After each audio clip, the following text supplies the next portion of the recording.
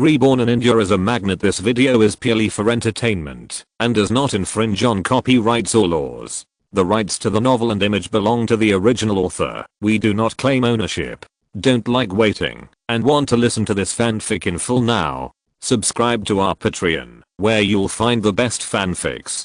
Chapter 151. Don't be a jealous woman. It is understandable that the Natasha sisters were selected, but why the youngest, Praja, was also selected, and why she did not undergo any talent show, which made everyone very confused. This is an opportunity to change one's destiny. If anyone misses it, their life will be ruined. The young girls who were not selected looked at each other and felt that they were unwilling to accept each other. They were unwilling to fail. These young girls had to fight for their future lives and their future destiny. So an older girl bravely raised her question. After getting Lina's permission, the girl bravely asked, "Mrs. Lina, I don't understand something. The Natasha sisters have beautiful singing and moving dance. We have no objection to being selected by the Singh family.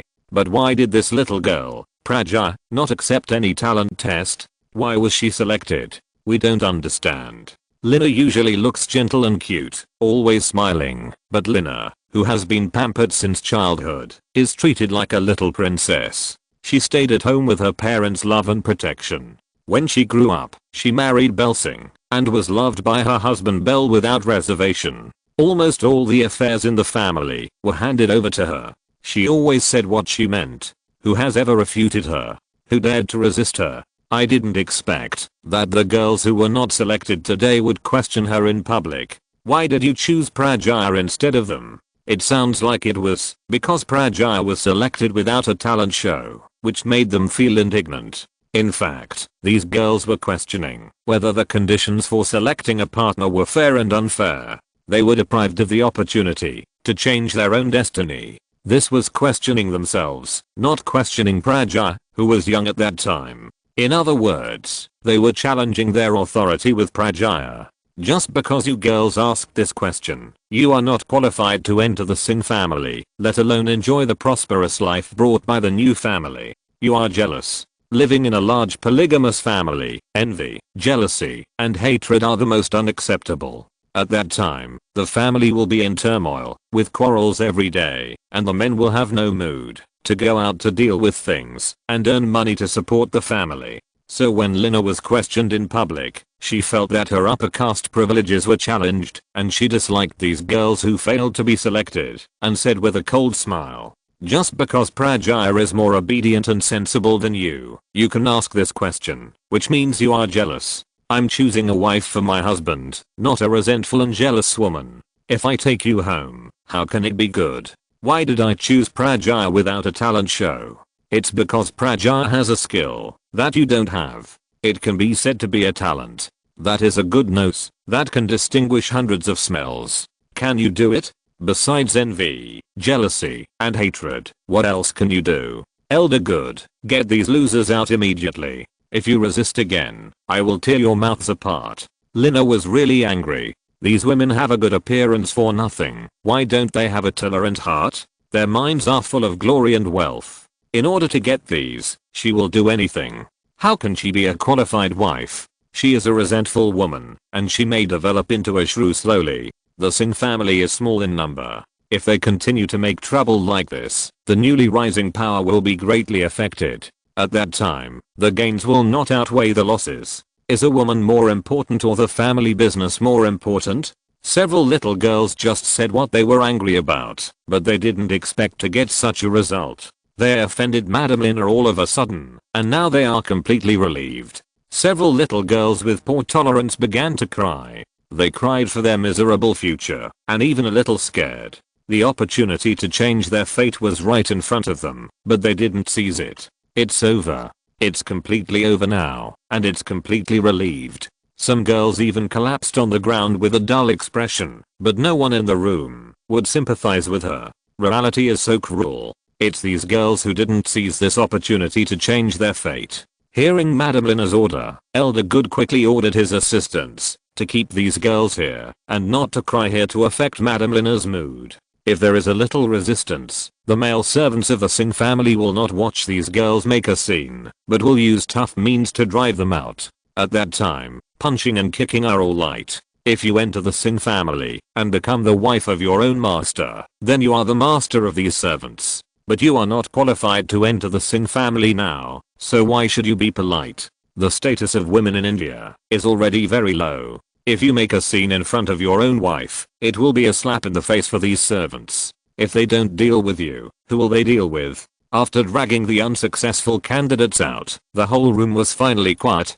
At this time, Lina took the hands of the 3 people and sat on the chair, looking at the 3 people who were particularly nervous, and said with a smile, "We will all be family members in the future. Don't be nervous. We will all be sisters in the future, but there is one thing I want to make clear to you. To be honest, this time I came out to find a woman behind my brother Bell's back, so our man doesn't know about it. But don't worry, I will handle the next problem, and everything will be solved. You don't need to be afraid." Seeing these people hearing what she said, they looked surprised, and the little girl Praji was so scared that she trembled all over. Solina explained the origin of the matter to several people and asked them to relax, and she would give them a good life if she chose them. After being comforted by herself, the little girls finally returned to normal, and then they said with a smile, "I have talked to our men about other women before. Brother Bell and I grew up together and have a very good relationship. In order to protect my interests and status, he will not find another woman before giving birth to the eldest son. But when I give birth to the eldest son of the character family, it will also be the time for another lady to enter the house, so this time will be very fast. You can wait patiently." The little girls looked at each other and saw the shock in each other's eyes. They didn't expect that Mrs. Lina and her husband Mr. Singh had such a good relationship. No wonder Mrs. Lina came to Udaipur to personally choose a woman for her husband. In India, a society where men are supreme, it is a great comfort for a woman to be respected by men. The little girls are all smart people. When they heard Lina say this, they must know that Lina will arrange the next things. All they have to do is to listen to the instructions. Sure enough, after seeing the little girls calm down, Lina smiled and said, "Although you all have your own advantages, as a qualified wife, your skills are not enough. So I will arrange for you to study in various technical schools in this city. When you finish your studies, it will be the time for you to enter the Singh family and become a formal wife." Chapter 152, Valuable Settlement Fund. Several little girls heard that they were going to go to a technical school. Although it was a technical school, it was still going to school and receiving education. The poorer the people, the more they knew that knowledge could change their fate. In the past, going to school was something they dared not even think about. Unexpectedly, it has come true now. It made these little girls feel what it was like to be in heaven. The youngest Prajaya even had red eyes. She grabbed Lina's hand and said only 2 words, "Sister," and then threw herself into Lina's arms and burst into tears. Although Prajaya smiled so sweetly in the photos, she would also show an innocent smile in front of people. But who can understand the sadness behind this innocent smile? A 10-year-old girl saw her brothers and sisters sold by her father with her own eyes. Her future fate may be similar to that of her brothers and sisters. What awaited her was only hell, but she did not expect that Shiva would show mercy today, and her fate was actually changed, and she can go to school. This made Prajaya feel how beautiful heaven is. How could she not cry?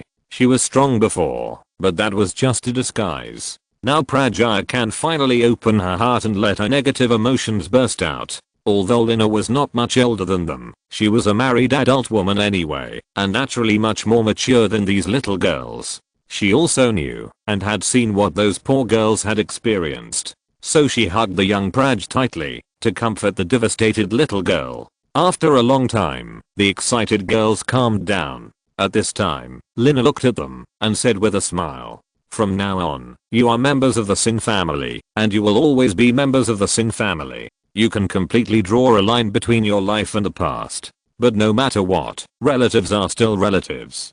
From now on, you will leave your relatives and live in a strange family. It's a lie to say that you don't miss them. In addition, do you know what caused your family to fall into decline? To be honest, if your family had money, it would be impossible to send your information to the temple, so don't hate them. Don't hate your parents. They have no choice. That's right, they are all born by their parents, who can't love their own daughters. If there is a little bit of help, which parent would be willing to send their daughter to the temple? Just like a commodity, it is for the rich to choose, and then buy back to be a concubine. Life and death, fighting and scolding, are all decided by the husband's family. From then on, this daughter and their biological parents can draw a clear line. It cannot be said that they are strangers, but it is almost the same. The specific reason is that in Indian society, the woman provides a high dowry. Even if she comes to live in the man's house, does this woman have any status in the family? If the husband is happy, it's okay. If the husband is unhappy, he can beat and scold, or even divorce his wife. It is a common understanding in Indian society that a married girl is like water spilled, so married women rarely return to their parents' home. There are even fewer opportunities to see people from their parents' home. You can imagine that this is because the woman provides a high dowry and has such an unpredictable future. And each of these selected girls has a family that has fallen into poverty and is bankrupt. How can they provide a valuable dowry to their husband's family? What kind of treatment do these girls without dowries face? Just think about it, and you will understand. The life and death, happiness, and joy of these girls are in the hands of others. Even if the Singh family is beaten to death, the girls' families cannot say no. Seeing the lonely looks of several girls, Lina sighed sincerely and was very sad about the experience of these girls. But there is a saying that goes, even if the bones are broken, the tendons are connected, and relatives are relatives. Who can not miss them? In order to dispel the last concerns of these girls, Lina decided to break the rules and said, "So I decided on my own to gather your parents, brothers, and sisters, so that you can say goodbye to your family for the last time. At the same time, you will not be able to study well, because you are worried about the situation at home. So I will give your family a sum of money, at least so that they can live a stable life for a few years." What do you think? Stupid, completely stupid. Lina's behavior is simply against the common sense of Indian society. But Bel Singh does not follow the ordinary path, and Bel Singh's wife must follow her husband, and do not follow the ordinary path. Not only are several girls dumbfounded, but they are also at a loss. Even the 80-year-old elder dude next to him almost dropped his jaw in shock. He stared at Mrs. Lina with his eyes wide open, looking at her in disbelief. It simply overturned his life experience and common sense of more than 80 years. But Lina really did it. Mrs. Lina did what she said and asked the temple staff to find the parents of these girls in the reception hall of the temple. In front of these little girls, she asked Musha, who was accompanying them, to take out 300,000 rupees in cash. Although the resettlement fee of 100,000 rupees for each girl is not much, the amount is definitely not small. It is enough for these families to live for a few years. If these people are still sober, they can take this 100,000 rupees resettlement fee. Doing some small business, as long as they are down to earth and hardworking, can change their poor fate, and they will never sell their children again. Give the 100,000 rupees in cash to these girls and let them hand over the stack of money to their parents or brothers in person. When the rupees were handed over, it was a bit like a handover ceremony. From then on, whether in law or in the general consciousness of the people, these girls had no connection with their families. At the same time, these girls belonged to the Singh family in the future. Whether they lived or died was decided by the Singh family and had nothing to do with them. It sounds good to say that it was a resettlement fee, but in fact it was the money for selling children. Aren't these bills stained with the tears of these girls? Some were even stained with the blood of these girls. This money was hot, but in order to survive, their parents had to accept it. After all, 100,000 rupees was not a small amount. Holding these money from selling children, any conscientious parent would feel their heart broken. Who could bear to sell their daughters who were raised by themselves? But these parents and brothers were adults after all. When they saw Mrs. Lina and the servants, they knew that Mrs. Lina was not someone that poor families like them could afford to offend. The scene that everyone imagined, where the parents took the 100,000 rupees and hugged their daughters and cried, did not appear at all. Only these girls shed tears silently and then returned to Mrs. Lina's body, while the parents or brothers who took the money just looked at their daughters and sisters and bowed deeply to express their gratitude. Then, led by the temple staff, they quietly walked out of the room, and from then on they had no connection. They could not control whether these girls lived or died, and the daughters could not control whether these family members lived or died. From then on, they were like strangers, and had no contact. Chapter 153. What does Singh look like? From then on, the relatives seemed to have no chance to meet again in this life, but there was no excessive sadness at the time of parting, only blessings to each other. Those parents and brothers wished their daughters and sisters a happy marriage in the future, and lived a life of food and clothing, and became the best. And these girls wished their parents and brothers that they could improve their family's predicament after getting the money, but most of these girls' wishes were basically unfulfilled. Although Natasha's father became a waste, no matter what, there was still a mother to support the family. With this 100,000 rupees in cash, if it is well planned, and some small business is done, at least it can be done to support the family, and not be a beggar. But Praj's bastard father, the first thing he did, after getting this 100,000 rupees in cash, was definitely to drink heartily. Although he drank cheap wine, he could also go to the tavern to pour it out. As for how long this drunkard could squander this 100,000 rupees in cash, only God knows. To be honest, Praji left her drunkard father and escaped from the fire pit, otherwise she would be sold to the temple to be a saint. Selling her body to pay for her drunkards, that's when she'll be in trouble. After dealing with the families of these daughters, Mrs. Lina happily paid some fees to the temple, and then gave some benefits to Elder Good.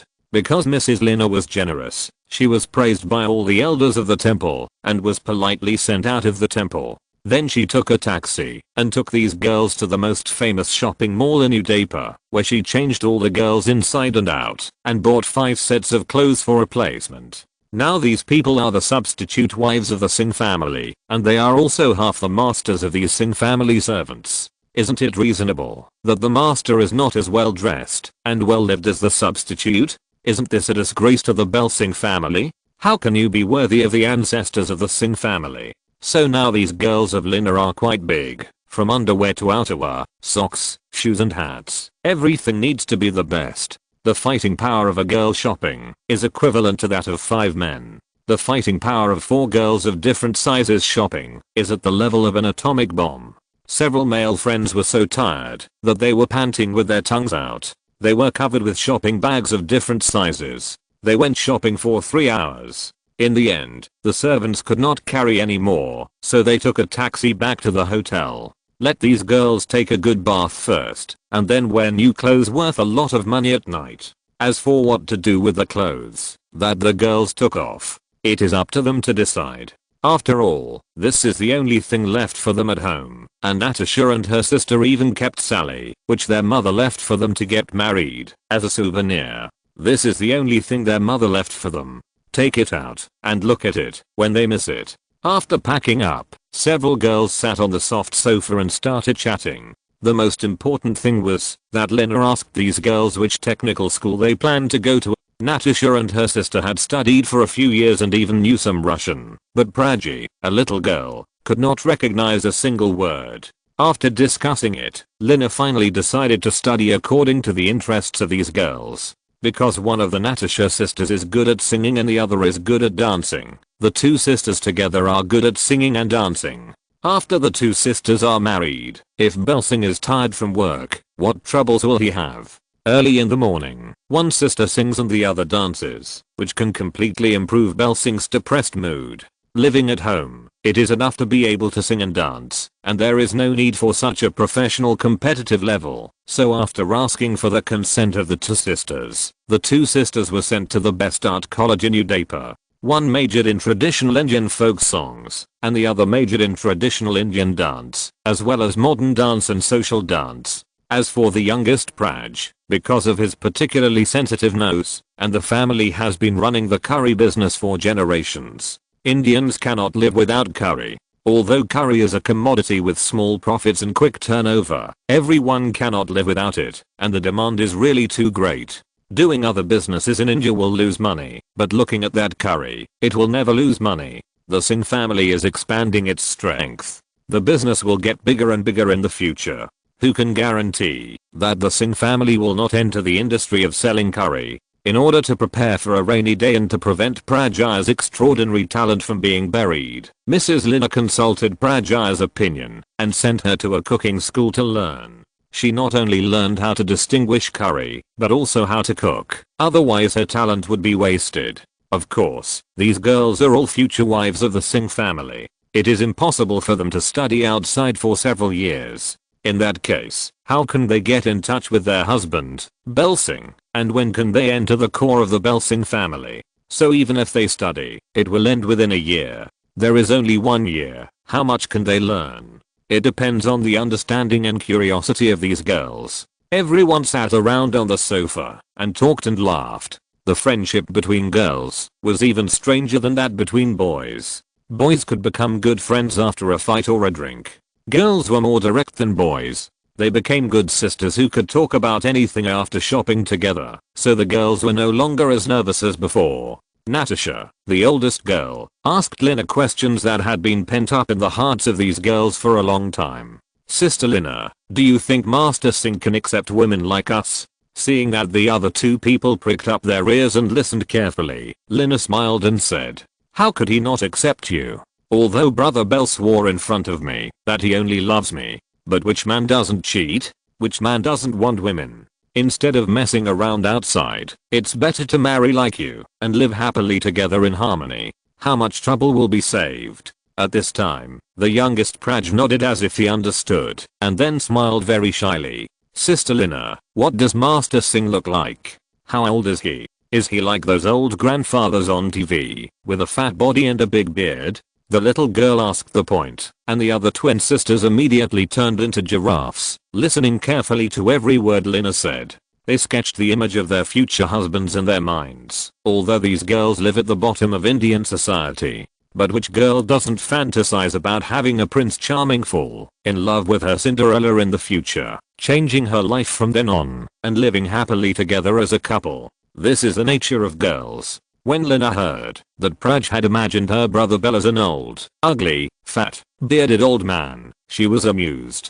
In order to dispel the anxiety of the little girls, Lina took out her wallet and showed the girls the photo she took with Bel on her honeymoon. Bel Singh can't be said to be a handsome guy, but he is definitely not ugly, and his fat appearance is a little funny. In general, young and handsome people are very suitable for these girls. In simple terms, they are a perfect match. Chapter 154. Going home. 3 women make a scene, and together they are like 500 ducks. The lethality of 4 women is absolutely terrifying.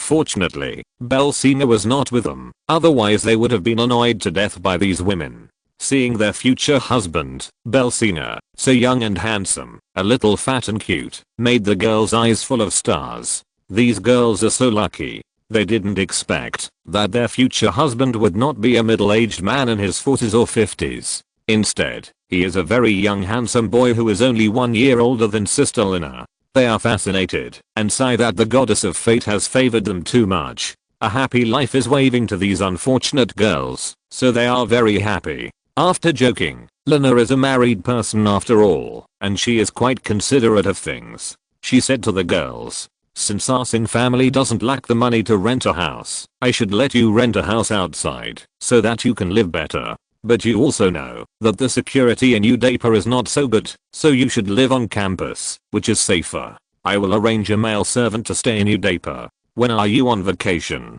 Want to go shopping? 3 people go out together, accompanied by this male servant, so that I can rest assured that you stay alone in this city. To be honest, in a capital city like New Delhi, you can hear about rapes every now and then. The most dangerous place in a small city like Udaipur is that the risk factor for girls going out alone is quite high. Even if there is a man around, it is not necessarily safe, so it is better to reduce going out as much as possible. Besides, Lina actually arranged a male servant to accompany them out shopping, but the real role of this male servant is to monitor them, which these girls know very well. In India, the chastity of women is more important than life. Their happy life has not yet begun, but they don't want to lose it if these girls really change their hearts. Even if Bel Singh chopped off their heads with his own hands, the Indian court would have no way to deal with Bel Singh, because Bel Singh was defending his own reputation. Besides, arranging someone to monitor themselves would also be good for these girls. At least they would not worry that their future husband Belsing would doubt them. Suspicion is the most terrible thing, so several girls gladly accepted the arrangement of Sister Lena, and that night the girls had the most sumptuous dinner in their lives. Several girls, big or small, were full. When they returned to the room, the topic of the girls' conversation, while lying on the bed, was Belsing again. They chatted until midnight, and only got up from the bed at more than 9 o'clock the next morning. After breakfast, Lina took Marshall and several girls to the city of Udapa. They found a more reliable technical school to arrange several girls to go to school. The semester was half a year, because Lina promised these girls that she would take these girls home at the end of the rainy season, or at the beginning of next year at the latest. They were arranged to gradually integrate into the Singh family, which means to arrange them to become Belsing's women in turn. Only in this way can they truly integrate into the Singh family and become the hostess of the Singh family in order to win a place in front of their future husbands. The girls burst out with 1000% enthusiasm for learning and studied hard the knowledge they needed to learn. After completing the admission procedures, Lina bought daily necessities for several sisters and arranged food and accommodation. And each of them left an astonishing amount of pocket money of 50,000 rupees and promised to bring Belsing to visit everyone in 3 months. Mrs. Lina has done her best and is very thoughtful. Even a few girls found faults. After staying in Udapa for another 2 days, Lina waved goodbye to the sisters and prepared to return to Sinja town to take care of her husband Belsing's life. Although they are dozens of kilometers away, Lina knows exactly how busy Belsing is during this period. While Lina was looking for a woman for herself behind her back, Belsing was busy with his feet hitting his head, and there was no time to rest. After arranging the brick factory construction area in the mining area of the cement plant, the whole person revolved around the brick factory like a spinning top. Before the brick factory production machinery was delivered, various infrastructures were prepared in advance, directing the excavators and bulldozers to work. Build those long brick racks first, and then dig drainage ditches on both sides. The drainage ditches are processed from high to low, directly draining water into the stream, and then organizing people to look for bamboo in the deep mountains of the mine area contracted by themselves. Bamboo is originally a unique plant in China, but it is also distributed in the Indian subcontinent. Even Africa and America have bamboo distribution, not to mention the Indian subcontinent. What is being looked for are strong and sturdy bamboos with a diameter of more than 10 centimeters, and then cut down and transported down the mountain. This kind of bamboo has very good toughness. It can be used as a scaffolding, not to mention that it is not difficult to build a shed that can shelter from wind and rain with only these bamboos. The bamboo is cut into 2.3 meters in length and quenched at one end to prevent the bamboo from being buried in the soil and rotting after being soaked in rainwater. Then buy it every 2 meters and bury it to a height of 40 centimeters, leaving 10 centimeters on the roof. In this way, the height of the brick rack is 1.8 meters, which is enough. Then use the remaining bamboo to build a frame, and then apply a thick layer of clay on it to prevent rainwater from invading and threatening the dry bricks. Then cover it with waterproof thatch. The thatch used in the thatched house and the brick rack are of the same type. As long as you know the position of the thatch stacking, you can let the rain automatically slide to both sides, and then use cement to suppress it in the middle of the thatched roof. Then tie the tin-plated number 8 wire on both sides. This explanation can withstand the erosion of rainwater because of a layer of galvanization, so it will not rot and break after a few years of use. Use a lot of cement, sand, and rocks to lay the bottom of the brick rack flat, and then cover it with a layer of plastic film for curing. After a week, these brick racks can be completed, and the wet bricks produced can be transported to these brick racks, and the drying process will be carried out below. Fortunately, the old housekeeper Jamil was efficient and bought all the brick factory machines in 5 days.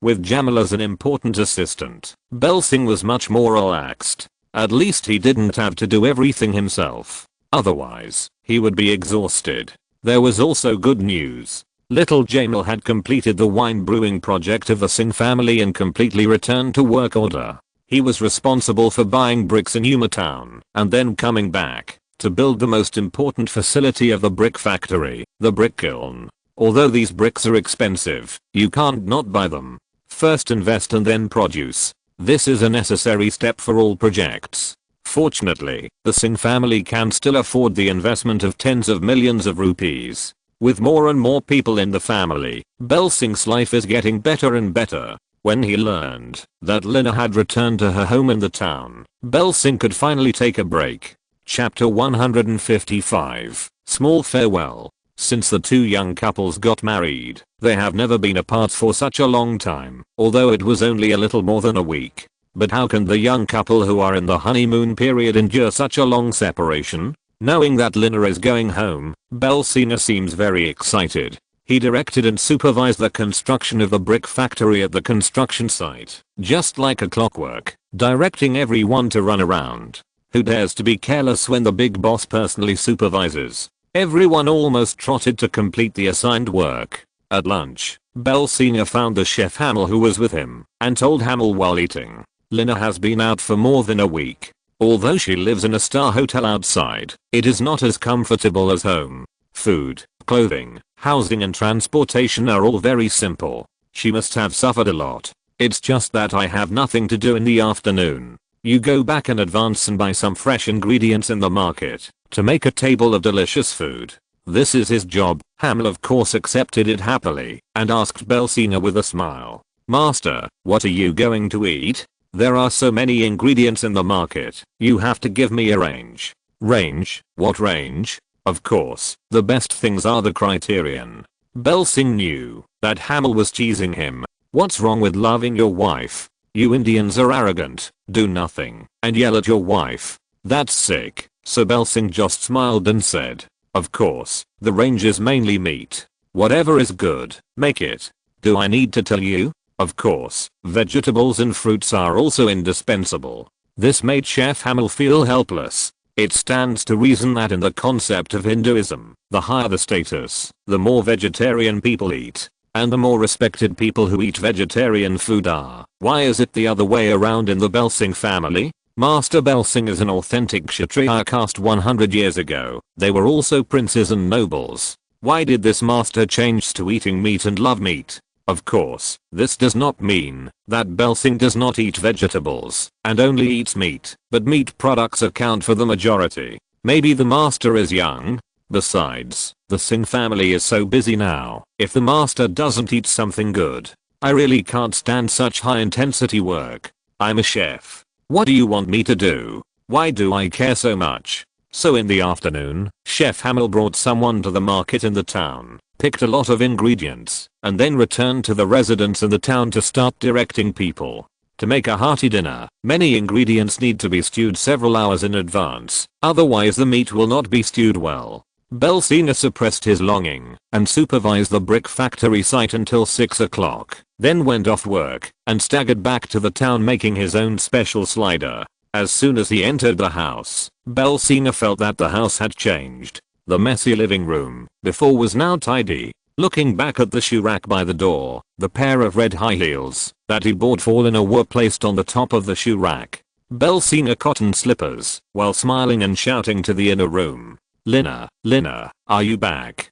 Haha, your husband is off work. Come out to greet him, or I'll break your little butt, Lina." At this time, she heard the door of her room click, and Lina, who was wearing casual clothes, came out of the room with a smile. Seeing Bel Singh, she felt very happy and ran over to help Singh put on his slippers and sat down on the sofa hand in hand. Bel Singh took the black tea handed over by Lina, glanced around, and then looked at Lina with a blank face and asked puzzled, "Where are the people? You went to Udaipa for more than a week. Didn't you go to select maids? How come you didn't see any?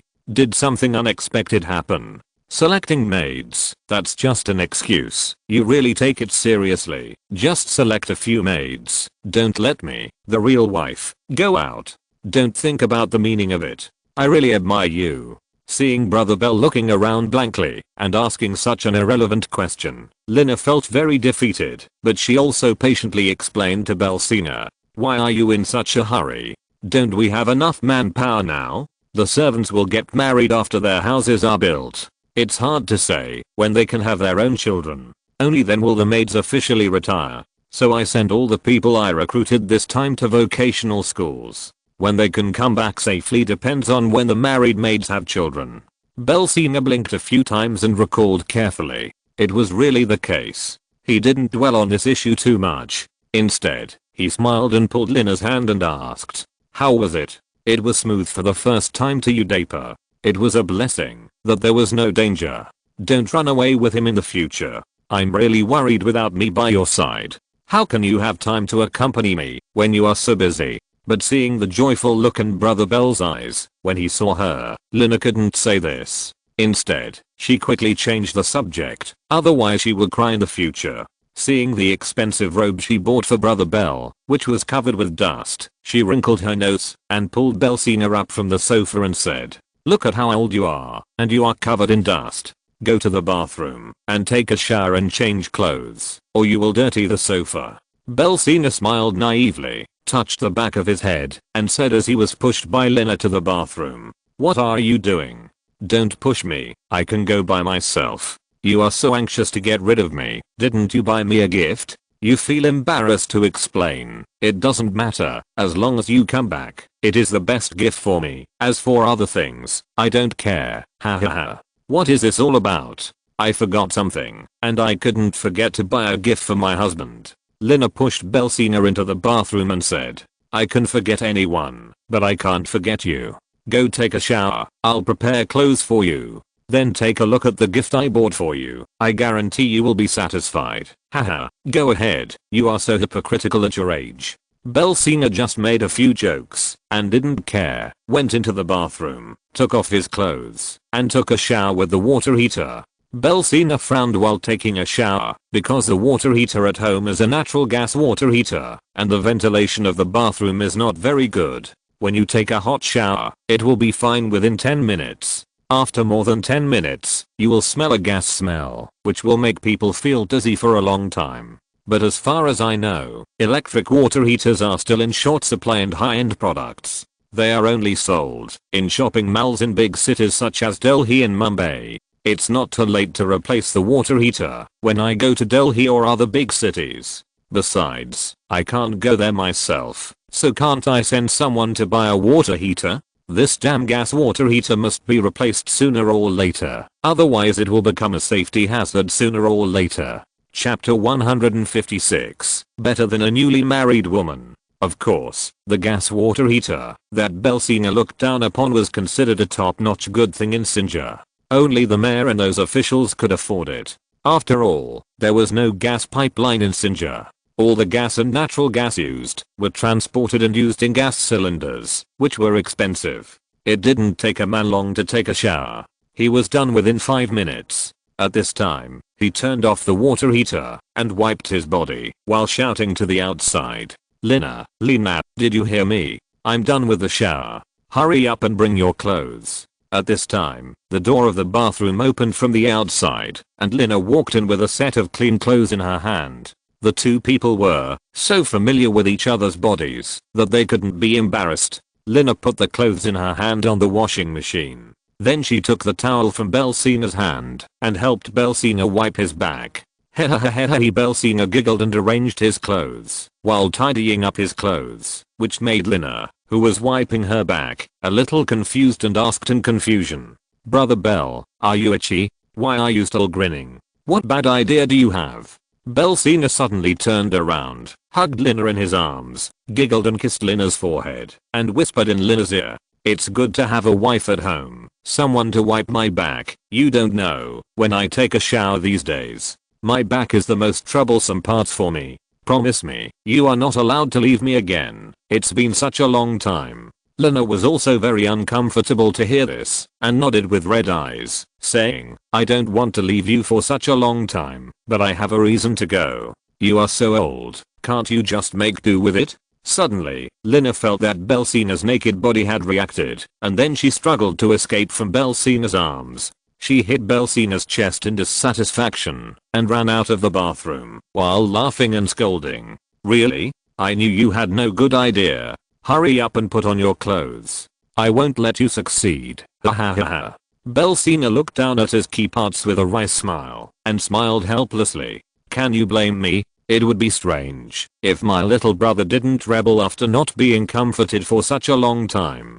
He quickly put on his clothes and combed his hair. Then he walked out of the bathroom with ease and saw Lina fiddling with something on the sofa. Belsina sat beside Lina with a smile. Seeing a gift box in front of Lina, he couldn't wait to pick it up and asked with a smile while opening it. "Tell me, what kind of gift is it for me? Really, why don't you just tell me? You have to let me find the answer myself." "That's interesting. If I tell you, you will know. What's the fun in that? How long does it take to open a gift box? You are too impatient. I won't tell you. I won't tell you. If you don't tell me, I won't open it myself. You are so stingy. Wait until I get back to the room tonight and see how I will deal with you." Lina sat aside with a red face and drank a sip of black tea. Then she returned to normal. Belsina opened the gift box in no time. Inside was a small rectangular box that was very delicate and made of fiberglass. It was all written in foreign words. When he opened the lid, a very exquisite razor appeared. This is a good thing. With this razor, he no longer has to endure the old Jamal housekeeper shaving him with that shiny razor every 3 days.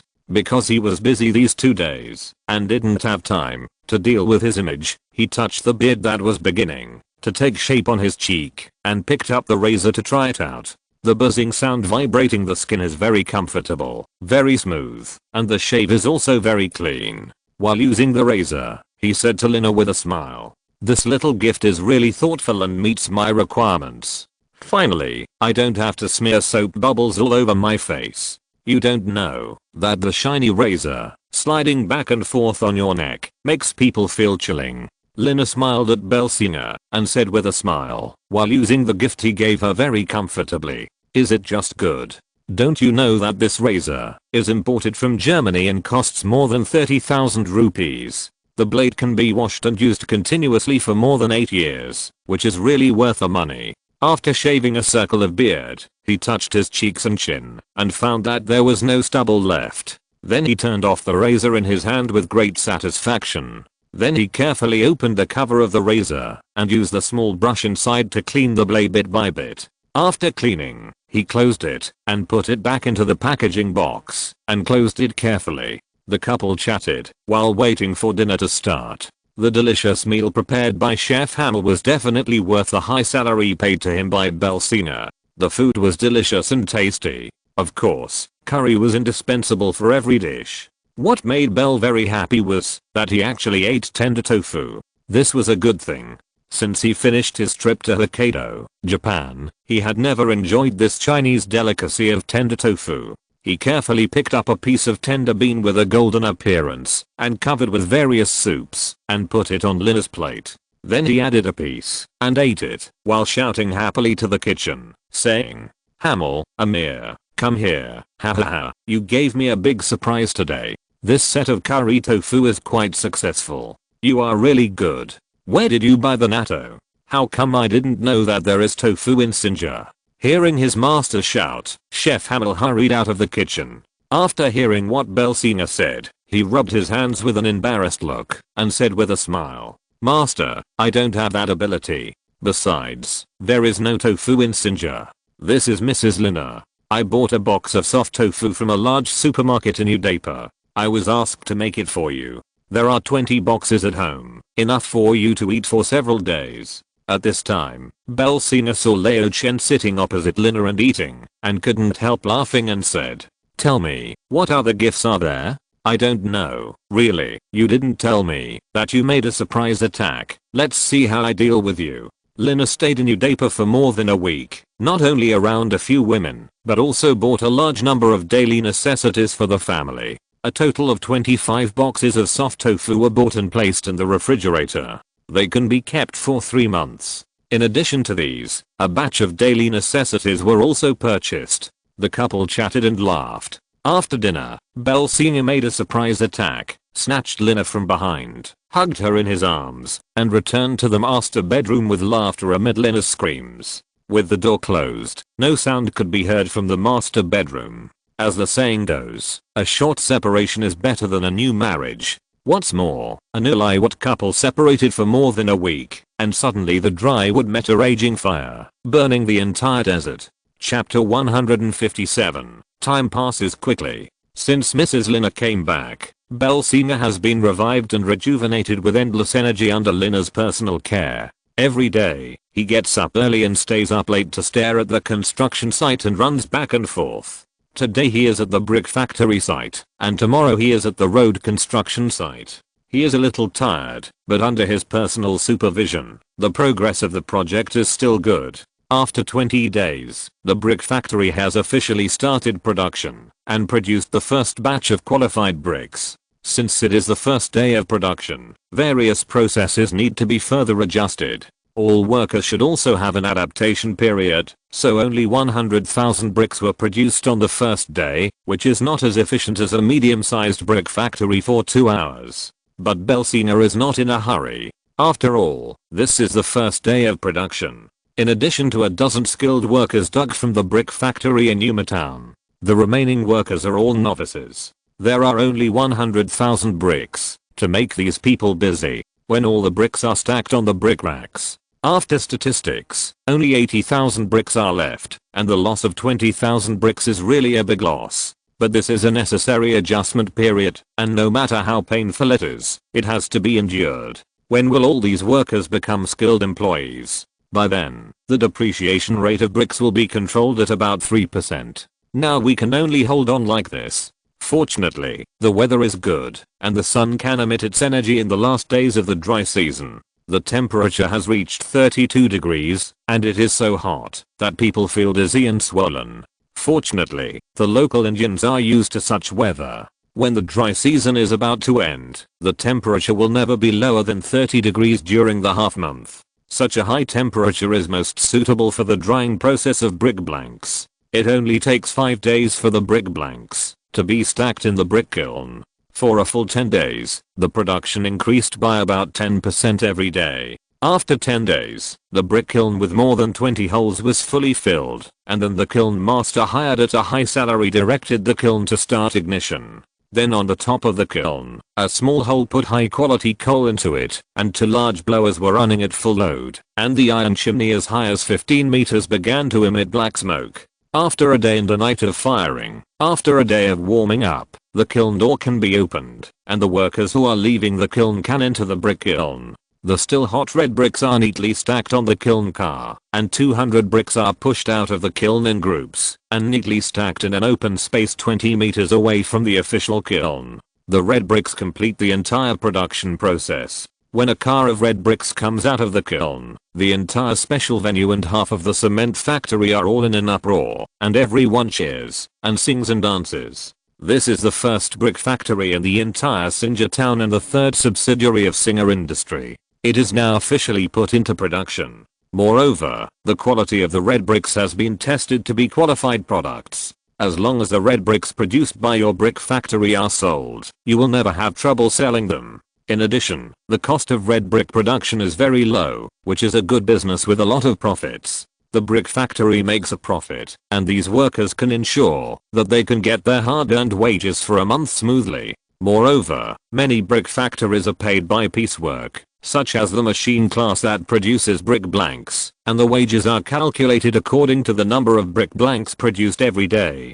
The processes of inserting water bricks, loading kilns, unloading kilns, and pulling water bricks are all piecework. Except for the guards, the whole special field is paid by performance. The more bricks are produced, the higher their wages will be. Take the most difficult and tiring job of unloading kilns as an example. A car of red bricks is 200 yuan, and a car of red bricks is an income of 5 rupees. If you are in good health and can produce 200 cars a day, you can earn a full 1000 rupees, which is more than 90 yuan in RMB. This salary is not low. Although it is hard and tiring and hurts your body, the income is definitely worthy of the conscience of the brick factory and the workers' efforts. After the first car of red bricks was pulled out of the gate of Singh Industrial Park, it went into the mountains little by little along the newly built stone road. After crossing the mountains and ridges, and crossing 2 bridges, 3 hours later, it entered the valley entrance of Laga village. All the villagers in Laga village, both adults and children, came to the entrance and saw carloads of red bricks being transported to Laga village. Everyone was cheering and rejoicing that cars could enter the village of Laga from Sinjar along the newly built stone road. This proved that the stone road had been completed, although there were still some details that needed to be fixed, and it would not be completed until 10 days later. It had been expected for hundreds of years. Laga finally saw that the road from his village to Sinjar had been built. From then on, who would not be happy to completely change the backward and poor appearance? Who would not be happy? Although the slogan, "If you want to be rich, build roads first," did not appear in rural India, these people were not stupid. Knowing how important the road built in their village was to them, they would not have to get up early and stay up late to travel overnight to sell food outside. And those Laga villagers who were doing business at the road construction site were even happier in their hearts, knowing that with this road, they could go to Sinjar to do business. At that time, the money earned would be much better than farming at home. Who would not be happy? With roads, there is hope, and with roads, there is a way to make money. Who would not be happy? This is just a different custom in India. If it were in China, there would have been a lively celebration with firecrackers. After 2 months of construction, the simple road from Sinjar town to Raga village has been built and opened to traffic. After a few days of completing the details, the road was officially put into use. The Singh family and the Shah family spent their own money to build this road. This road is the private property of the two families, and it is sacred and inviolable. Even if any pedestrian is dissatisfied with the high tolls charged by the Singh and Shah families, you can sue New Delhi or even the Indian Parliament, but it is useless to the Supreme Court because this is the private property of the Singh family. If they let you go, and if they don't let you go, you have to pay. In order to protect their own interests to the greatest extent, the Singh family and the Shah family jointly established a 10-member road protection team 10 days ago. These team members are not responsible for maintaining the safety of these stone roads like other road protection teams, but are stationed in different areas of this stone road or bridge, specializing in collecting tolls and bridge tolls. There is no need for so many people. If the two ends are blocked, who can pass through this newly built road? Everyone underestimates the wisdom of the working people. If you block the two ends of the road, won't they go over the mountains and bypass your blockade? Passing through the middle and then going to the other side to bypass your toll booth is a bit troublesome, but it can save the expensive toll. So in order to prevent the detour and not to lose their own interests, the two families jointly invested in 10 young and energetic road protection teams. They fought hard and outstandingly with those cunning foxes who evaded the toll. The two sides fought wits and courage for their own interests and have been fighting for more than 20 years. Until the Belsina family had grown into a behemoth and did not need this small toll. Only then did they open the simple road built by the Singh family and allow everyone to pass through without charging tolls. Chapter 158. A century-old dream finally comes true. Today is a particularly hot day. Almost all the residents of Sinjar town were alarmed. Early in the morning, the mayor of the town brought the town leaders. They came out of Sinjar town in an air-conditioned minibus, hired by the Singh family. They were spitting fire and smoke all the way.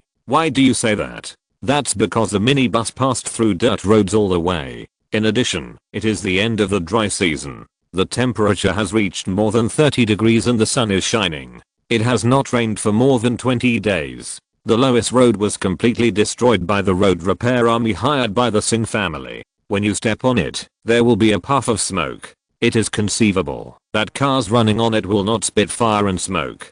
But no one cares. The people in the car seem very excited. Everyone sits together and talks about the future development direction of Sinjar town. This is the words on the surface. Privately, these people are studying how to make money and how to climb up. As for the lives of ordinary people, they don't care. Thousands of miles to be officials, just for food and clothing. The problem of corruption has entered the bones of the Indian government, and no one can change this fact. The bus rumbled forward, and on the other side, the entire Laga village, whether adults, children, or even elderly people in their teens. Anyone who could move wore their most beautiful clothes, and then boarded the truck carrying red bricks, and drove out of Laga village in a lively manner, beating gongs and drums. Walking on the flat, beautiful, clean and tidy stone road, wading through mountains and rivers, uphill and crossing the bridge, and then came to the starting point of the road built by the Singer family, Sinja Town.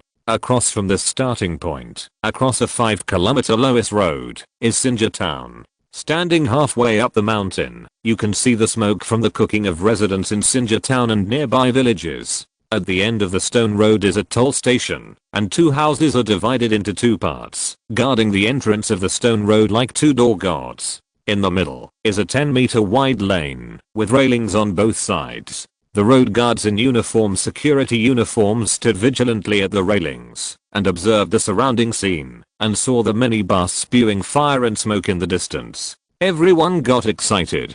After a while, the minibus stopped at the toll booth in the square in front, which was used for parking. After all, the stone road is so wide, it is a single lane. If it is not adjusted, 2 cars will meet in the middle of the stone road and no one can pass. Therefore, the stone road built by the Singh family is one-way traffic. The 2 sides communicate by phone, and 1 car is parked, and the other passes, so there are large parking lots on both sides of the stone road. Bell Singh, dressed in a formal dress, brought the entire family members, including Lina, Jamal, and his father-in-law and brother-in-law, who had been waiting at the toll booth. Seeing the town leaders headed by the mayor get off the minibus, they smiled and greeted them. When the 2 sides met, they hugged each other warmly, laughed and talked about how courageous the Singh family was, and raised funds to build this stone road to completely connect the mountain village that has been closed for thousands of years with the town of Sinja. To be honest, this stone road will benefit the present and future generations.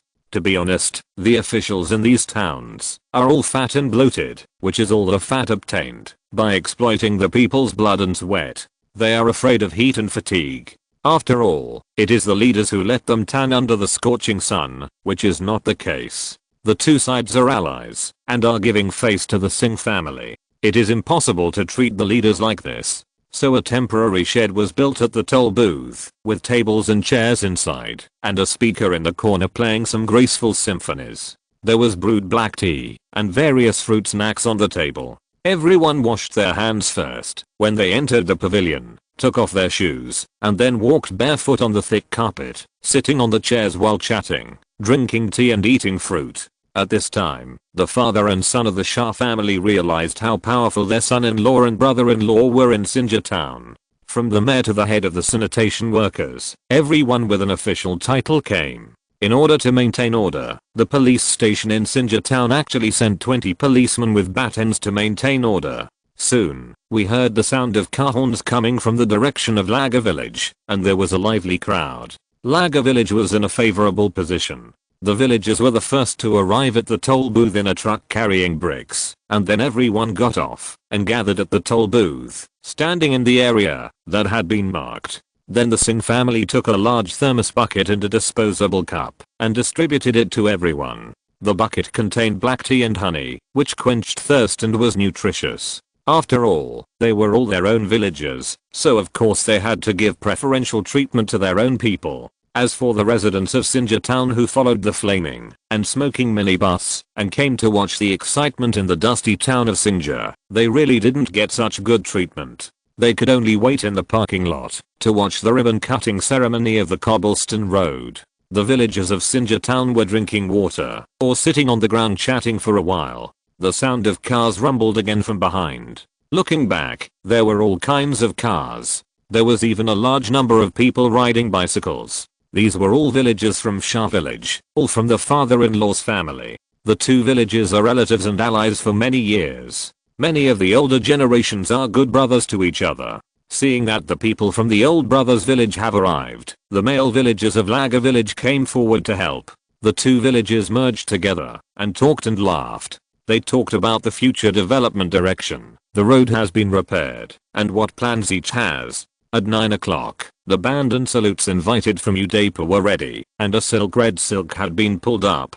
Some girls in fancy dresses held red trays, on which were placed a pair of golden scissors. A total of 6 were waiting there. The rostrum paved with red carpet had been set up, and at this time, Belsina came to the pergola with a smile. Seeing his ally, Magnate was chatting with his father-in-law, smiling and clapping his hands, attracting everyone's attention, and then said with a smile, "Everyone, pay attention, everyone. The ribbon cutting ceremony will start in half an hour. Now the rostrum has been set up.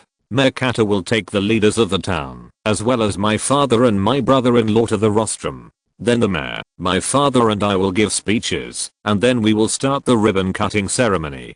To be honest, there are limited places on the rostrum. Only the heads of various departments in the town, the father and son of the Shah family, Belsing and the old housekeeper are qualified to sit on the rostrum. In addition, there are names corresponding to the seats on the rostrum, so there will not be chaos." After everyone found their seats and sat down, the host of today's ribbon cutting ceremony, the old housekeeper Jamal, asked everyone to be quiet through the microphone, and then he said radiantly, and with great emotion, "Everyone, be quiet, be quiet. Now the road privately invested by the Singh family is about to be completed. Everyone should also know that the people in the mountains have been looking forward to this road for hundreds of years. Now it has finally been built. It feels like a dream, that a century-old dream has come true. I believe everyone knows what kind of price the Singh family paid to build this road. It is not easy. If you're listening to this novel on a channel other than Fanfic World, it means they downloaded and uploaded it without effort. We cordially invite you to visit our channel, Mundo Fanfic Novelos. There you'll find the original version of this story and you can explore many other novels of various genres. We're waiting for you to immerse yourself in a world of incredible novels. Chapter 159. A century-old dream finally comes true. Everyone heard this, whether they were on the rostrum or the villagers watching the excitement below, and they all sighed. To be honest, it was not easy to build this stone road, which was crossing mountains and rivers. It almost emptied all the cash reserves of the entire Singh family and the Shah family. If it weren't for Singh Industry, the building materials store, and the cement company, they might not be able to support it. This road was built privately. Of course, because the Singh family and the mayor are allies, the National Finance Department allocated funds for the construction of infrastructure in Sinjar town. A part of it is also coming, but can you get rich by begging? Can you spend the night by borrowing a wife? It can't be said to be a drop in the bucket, but it can only solve 10% of the problem. This is why all the leaders in the town unanimously agreed that this road was built privately by the Singh family, and issued a certificate to allow the character family who privately built this road to collect tolls. When all the tolls are completed to cover the cost of the Singh family to build this stone road, tolls will allow part of the tax to be paid. Of course, in order to reduce their own losses and to evade taxes and increase their own income, the Singh family can increase the cost of road construction. They lied with their eyes open and doubled the road construction cost of less than 200 million rupees to 500 million rupees. Although they are a little bit black-hearted, it is understandable. This is because the Singh family does not pay for the road construction. If you point to the Sinjar town government to allocate funds for road construction, then you will wait for a long time. Our two families spent all their cash to build this road. Do you want to complain about it only after collecting some tolls? It is not acceptable anywhere. Do people invest for themselves without seeking returns? If you really do this, are you Indian government slaves of the people or bandits? Therefore, although Belsing exaggerated the cost of road construction to 500 million rupees, it is also excusable. When the tolls are collected to 500 million rupees, the tolls will pay 30% of the tax and pay it to the tax department in the town. As for when the 500 million rupees tolls can be collected, only God knows. Today is a big day for ribbon cutting. The century-old dream has come true. The road that the Singh family spent 2 generations to build has been built by a 15-year-old boy named Belsing. The century-old dream of the family has come true today, so the old butler who has served the Singh family for generations is very excited. He said excitedly with red eyes, "After the road is built, everyone must have a plan in mind for the benefits it will bring." Master Singh said something that fully summarizes the voice of everyone present. That is, if you want to be rich, build roads first. With roads, you can transport food and various agricultural products from the mountains to the Sinjar town market for sale to increase the income of farmers in the village. The family has the conditions, and we can also send our children to school, learn cultural knowledge, and change the poverty of the family in the future. There are too many benefits. I will not list them one by one here. Now, please invite our respected Mayor Kata to give a speech. Everyone warmly welcomes him. Pa pa pa, pa pa pa. Whether on the rostrum or in the audience, they all welcome Mayor Kata with warm applause. Of course, how many of them were sincere is unknown. Face engineering is the most important thing. The fat mayor stood up from the rostrum, waved to everyone first, then walked around to the microphone, tested the sound quality twice, and then said with a smile, "Today is a good day. After 2 months of construction, the entire line is finally connected and has been officially put into use. Everyone knows that our Sinja town is too remote. It is the town closest to the mountains in the entire state of Rajasthan. Due to the poor transportation and a not so optimistic economic environment, this is also the most painful thing for us town leaders. Fortunately, there is a Singh family in the town. It is worthy of being a century-old wealthy family. It is not a Kshatriya caste. It has the courage and responsibility to invest almost all the family's reserve funds into it. Singer Industries was opened, and a building materials store was opened to sell all kinds of high quality and low price building materials. The people have a source of materials for repairing houses. The cement factory has not only solved the employment problems of many unemployed people, but also created a lot of tax revenue for the entire Sinja town. Now I heard that a brick factory has been opened. That's good. Now we don't have to go to Yuma town to buy red bricks anymore. The red bricks produced by the Singer brick factory are cheap, which saves transportation costs. The ones who benefit the most are our ordinary people, who have emptied their family assets. And the construction of this road leading to the mountains. Everyone knows the benefits of this road. To be honest, I admire the courage of the 15-year-old Master Belsinger. The town of Sinja feels happy to have a wealthy family like the Singer family, and you people should also feel fortunate. Now in the entire Sinja town, there are more than 600 people who have children around Singer Industries, and the number of connected people has reached 1,500. If the Singer family continues to develop and build more factories, then more people in Sinja town will go to work in Singer Industries subsidiaries. With money comes purchasing power, and then everyone will get rich together, and then the town of Sinja will become richer and richer. Everyone's living standards will be further improved, and a wealthy and high quality life is just around the corner. I hope everyone will work hard to create the future. Thank you. The mayor sat in his seat amid enthusiastic applause, and then waved to the audience with a smile. At this time, Belsinger should have been scheduled to speak on the stage. But after talking all morning, Belsinger had nothing to say, so he pushed his fat father-in-law to the front. He let his father-in-law show off in front of all the residents and leaders in Sinja. Leaders spoke one after another, and the time for cutting the ribbon was approaching little by little. The salute master came to the rostrum and gave Jamal a signal. Then Jamal interrupted Mirasha's speech and announced loudly to the microphone with a smile. 10 o'clock has arrived. Let's have the ribbon cutting ceremony now. Please invite the mayor, the police chief, the director of the tax department, Mr. Belsinger, Narasha and me, the old servant, to cut the ribbon together and start the music. The sound system was turned on and off, and unique Indian music sounded. Then everyone walked down the rostrum surrounded by the crowd. They walked along the red carpet to the toll booth at the starting point of the highway. At this time, the etiquette lady had prepared red silk and golden scissors. The salute sounded at 10 o'clock. Then Belsinger and 6 others took the golden scissors and cut the red silk. After 30 salutes, the ribbon cutting ceremony was officially completed. This also proved that the Belsinger highway, which had been under construction for 2 months, was officially opened to traffic.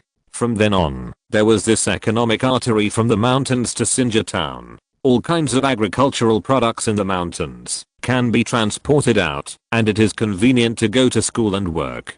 There are many benefits, especially the villagers of the 2 villages that passed for free, singing and dancing were very happy. These people were considered untouchables in the eyes of the upper castes. They actually had a sense of superiority in their hearts. If the villagers of other villages wanted to pass this road, they had to pay, but they didn't have to pay any fees. Suddenly, there was a feeling of singing from the emancipated serfs.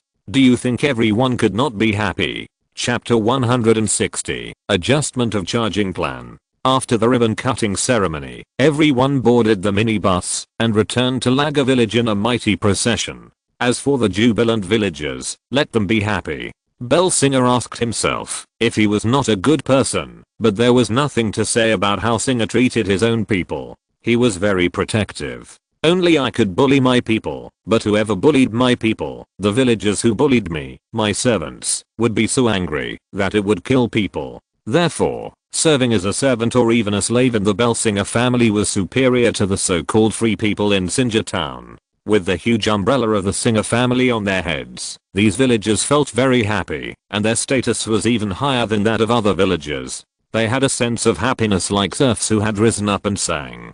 Therefore, they would not go home unless they were exhausted.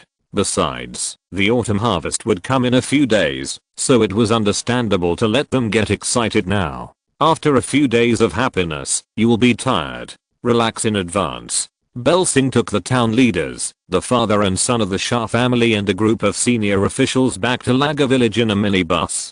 Entering Singer Castle. After all, the town leaders have been tired for a whole morning. No matter what, they should have a meal to express their gratitude. This is human nature. Besides, Singer town is too closed. The mayor is a local emperor of the town.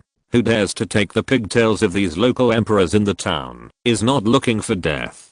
So during the work, I went to Laga village to eat and drink. No one can control it, and no one dares to control it. After Belsing's strict rectification, Laga village has an unbelievably good environment, green mountains and green waters, clean streets, and the farmland on both sides of the river has now entered the maturity period. It will be harvested in 2 days, and then another crop can be planted when the rainy season comes. The fields planted in the rainy season are basically rice and various vegetables, and wheat and corn are only planted in the dry season. Now it is yellow and orange waiting for the harvest. The houses in the village have not been completely renovated yet. Most of them are mud houses covered with thatch. It is very shabby but very clean. There is no debris or even garbage in the passage in the middle of the village. The dog guarding the house in the village seems to have been trained and will not defecate in the middle of the road. There is no garbage, and the smell of corruption is flying all over the sky. The leaders in this town feel very strange and very novel. After all, Singer town is only so clean and tidy in the central cross street. What is the state of the roads in the town after leaving the central cross street? They, the officials, know it clearly. Such a clean mountain village is really rare, which shows how strong the Singh family is in control of their villagers. You don't have absolute authority. Do you think those lazy villagers will clean the sanitation near their houses so cleanly? It's a joke. Entering the innermost part of the village, there is a very high staircase in front of you. You have to walk up little by little to enter the castle of the Singh family. Although there were many steps, we walked and chatted for a while, and came to the square in front of the castle. What came into view was a sandy yellow stone castle. Although it only had 2 floors, it covered a very large area, and the style was simple and generous, very beautiful. After entering from the gate, there was a front garden covering a large area, in which various flowers in full bloom were planted. The most were grapes, all kinds of red, green, and black grapes, hanging on the branches, delicate and beautiful, and some even had water stains that made people want to take a bite. These grapes were for the Singh family to eat, some sour and some sweet, and they were in the harvest period, and they all used farmyard manure. Pure natural green food is also a rare high-end fruit. Seeing these officials swallowing their saliva when they saw these grapes hanging on the vines, Belsing smiled and said to everyone, "Do you see these grapes? They have entered the high yield period. More than 80% are ripe, and there are 10 varieties. The taste is sour and sweet, but it is absolutely delicious. After dinner, I will pack a gift box with these grapes for everyone. Don't worry, it will satisfy everyone's appetite." The words were so clear that these officials who were used to eating and drinking felt very beautiful. After passing the front garden, they came to the living room. Wow, the decoration of the living room is so good. The huge crystal chandelier falls right in the center of the living room, and then there are sofas and coffee tables surrounded by them. The sofas are also pure leather. The coffee table is made of crystal, and the middle is divided into areas by a Chinese-style screen. There are also various flowers and plants around the hall. The air is very good, with a faint floral scent. Those who are qualified to come to the Singh family for dinner are all the leaders of the town, the absolute authority, and the heads of each department. There are only 8 people, plus 4 people from the Shah family and several people from the Singh family. The whole living room can still be arranged. Everyone sat on the sofa, tasting fruits, drinking tea, and chatting. At this time, Magnate, who was sitting in the middle, whispered to Bel Singh next to him. "Singer, how are you going to charge for this road?" Bel Singh couldn't help but sigh at this time. To be honest, he was ignorant and fanciful before and actually wanted to charge pedestrians up to 100 rupees for tolls. This is equivalent to 9 yuan in RMB, which is equivalent to 2/3 of the income of a cement factory worker. Who can afford it? The set standard is a bit too high and deviates from reality. After careful discussion with his father-in-law, the toll standard was revised. Besides, this road is not only owned by the Singh family, but also by all the money of the Shah family and the shares of all the senior officials present in Sinja town. It can be said that these people are all shareholders in secret, and only the Singh family holds an absolute controlling stake of 60%. Setting the toll standard is related to the thickness of everyone's wallet, so everyone is also very concerned. Singh looked at everyone and said with a smile, "I was ignorant before, and the tolls I set were really a bit whimsical. Now after discussions between me and the Shah family, we finally decided to set the pedestrian toll at 10 rupees per time, which means that no matter how many times you walk a day, it is 10 rupees per time. If there is no cargo on a bicycle, it is 15 rupees, and if there is cargo, it is 20 rupees. The toll for a cart is set at 50 rupees, and for a motor vehicle, it is 100 rupees. What do you think of this toll standard?" Everyone present is a smart person, otherwise they would not be able to become an official. After careful consideration, Bel Singh, the toll standard you set is relatively reasonable. It is acceptable that there are tens of thousands of people living within 20 kilometers around the Laga Valley, and there are more than 100,000 people in the distant mountains who need to pass through this only artificial road to reach Sinja town. If the people in Sinja town want to do business with the people in the mountains, they can only pass through this built road. Otherwise, you will take the mountain trails in the mountains, cross the mountains and ridges, and cross the river, and it is easy to encounter wild animals. The choice is clear at a glance. In addition, the Singh family's charging standards are mostly within a reasonable range, so there will definitely be a lot of people who will pass. It's a good deal with huge profits, so who wouldn't be happy? Chapter 161, the new director who is not easy to deal with. This charge is very reasonable. After all, the people in the mountains are poor farmers, and many of them have been slaves of the upper castes for generations. How much money can you have? How high a toll can you pay? It is unacceptable to kill the goose that lays the golden eggs. It is true that this road was built by your Singh family, but you can't go too far. This is the reason why officials force the people to rebel. At that time, those who can't pay the toll will try their best to evade the toll. You can organize a road guard team of 10 people to deal with those customers who pay the toll. Can you organize a road guard team of 100 people? But these people who evade the toll will play a cat and mouse game, with both sides fighting wits and courage. How much cost does it take to make a fart? The money earned is not enough to maintain the basic salary of the 100-person road guard team. So it is imperative to lower the toll standard. I heard that Bel Singh did not do such a thing of killing the goose that lays the golden eggs. He was not blinded by victory, nor was he occupied by greedy desires. He recognized the reality. This made the leaders of the town who attended the thank you banquet held by the Singh family have to admit that the 15-year-old Bel Singh was indeed a man who could do great things. He was a person who could stand on equal footing with them. It was very wise for both sides to form an alliance with such a high caste in Switzerland. In particular, Magnate nodded in agreement. This is the only way to ensure the long-term benefits of this road, and we can rest assured. If there is any trouble, go directly to the police station and they will solve it for you. The Singh family has done their best for those passers-by. If they are evading tolls and trying to take advantage of the Singh family, it is not excessive to do anything. At this time, the new police chief who was transferred a month ago, a very young and very well-connected person, Axbister, nodded with a smile and said to Bell Singh,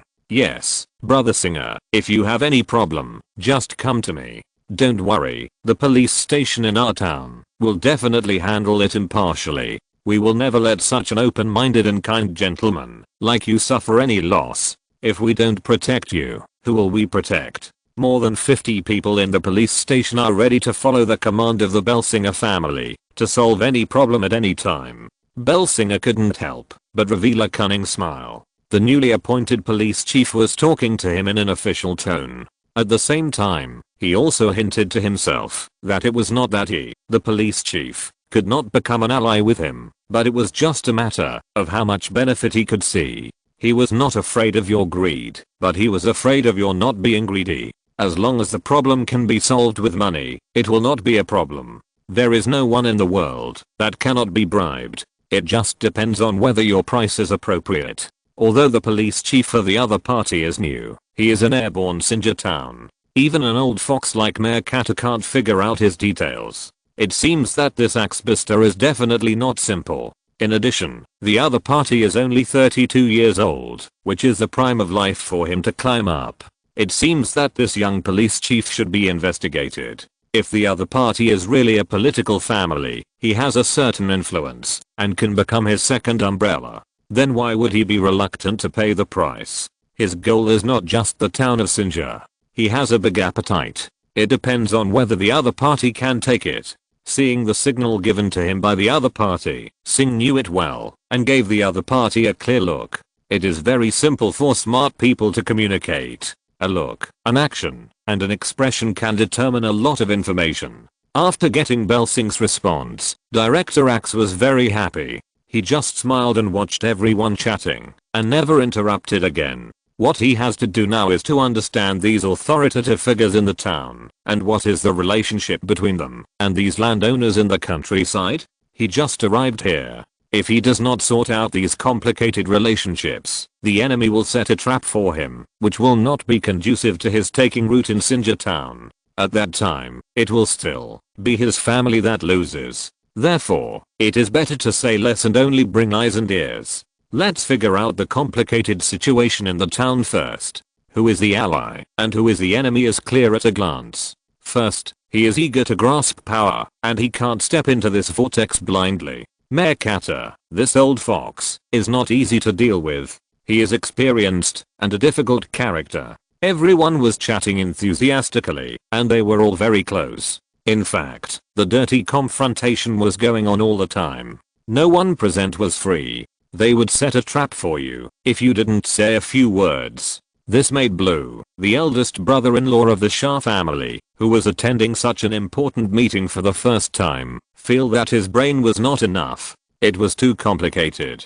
The conversation and the swordplay were in sharp contrast. With his IQ and ability, he was just like a 3-year-old child in front of these people. He could only defend himself, but not fight back. He fell into the trap set by the other party at every turn. When he reacted, it was too late. This hit Blue deeply. He saw his 15-year-old brother-in-law sitting on the sofa and chatting with these old foxes on the other side. He was envious. It was really a death by comparison. Belsinger was born to be a superior. He couldn't learn it by himself. Fortunately, his brother-in-law treated him well, although sometimes he played tricks on him and made him tired. But according to Belsinger's principle of dealing with people, if someone bullied his brother-in-law, Belsinger would have to protect his own safety and interests at the risk of his life. He followed his brother-in-law to pick up some leftovers, which was much more than his father's achievement. After thinking about this, Blue felt much more relaxed, eating and drinking as he should. Soon, the earthwork team led by the Brahmin chef prepared a sumptuous lunch, and Belsinger came to the basement in person with great distress. After selecting from the wine storage location, he picked out a box of the cheapest Chinese liquor Shanxi Fengjiu and took out a box of 12 bottles, which was enough for this thank you banquet. After all, Indians rarely drink this kind of strong liquor, and they don't drink well. Everyone can drink half a catty, which is a lot, and 5 bottles are enough. As for the remaining liquor, they could only pack it into boxes to form a big gift package for these officials to take back home. Whether it was opening a business or building a road, Belsinger had almost distributed all the benefits. Each of these vampires was well fed by the Belsinger family, and a large sum of money was given to them, which was more in line with their wishes than any other gifts. But it was still necessary to pretend, so Bell would prepare a big gift package for everyone, which contained half a slaughtered black goat.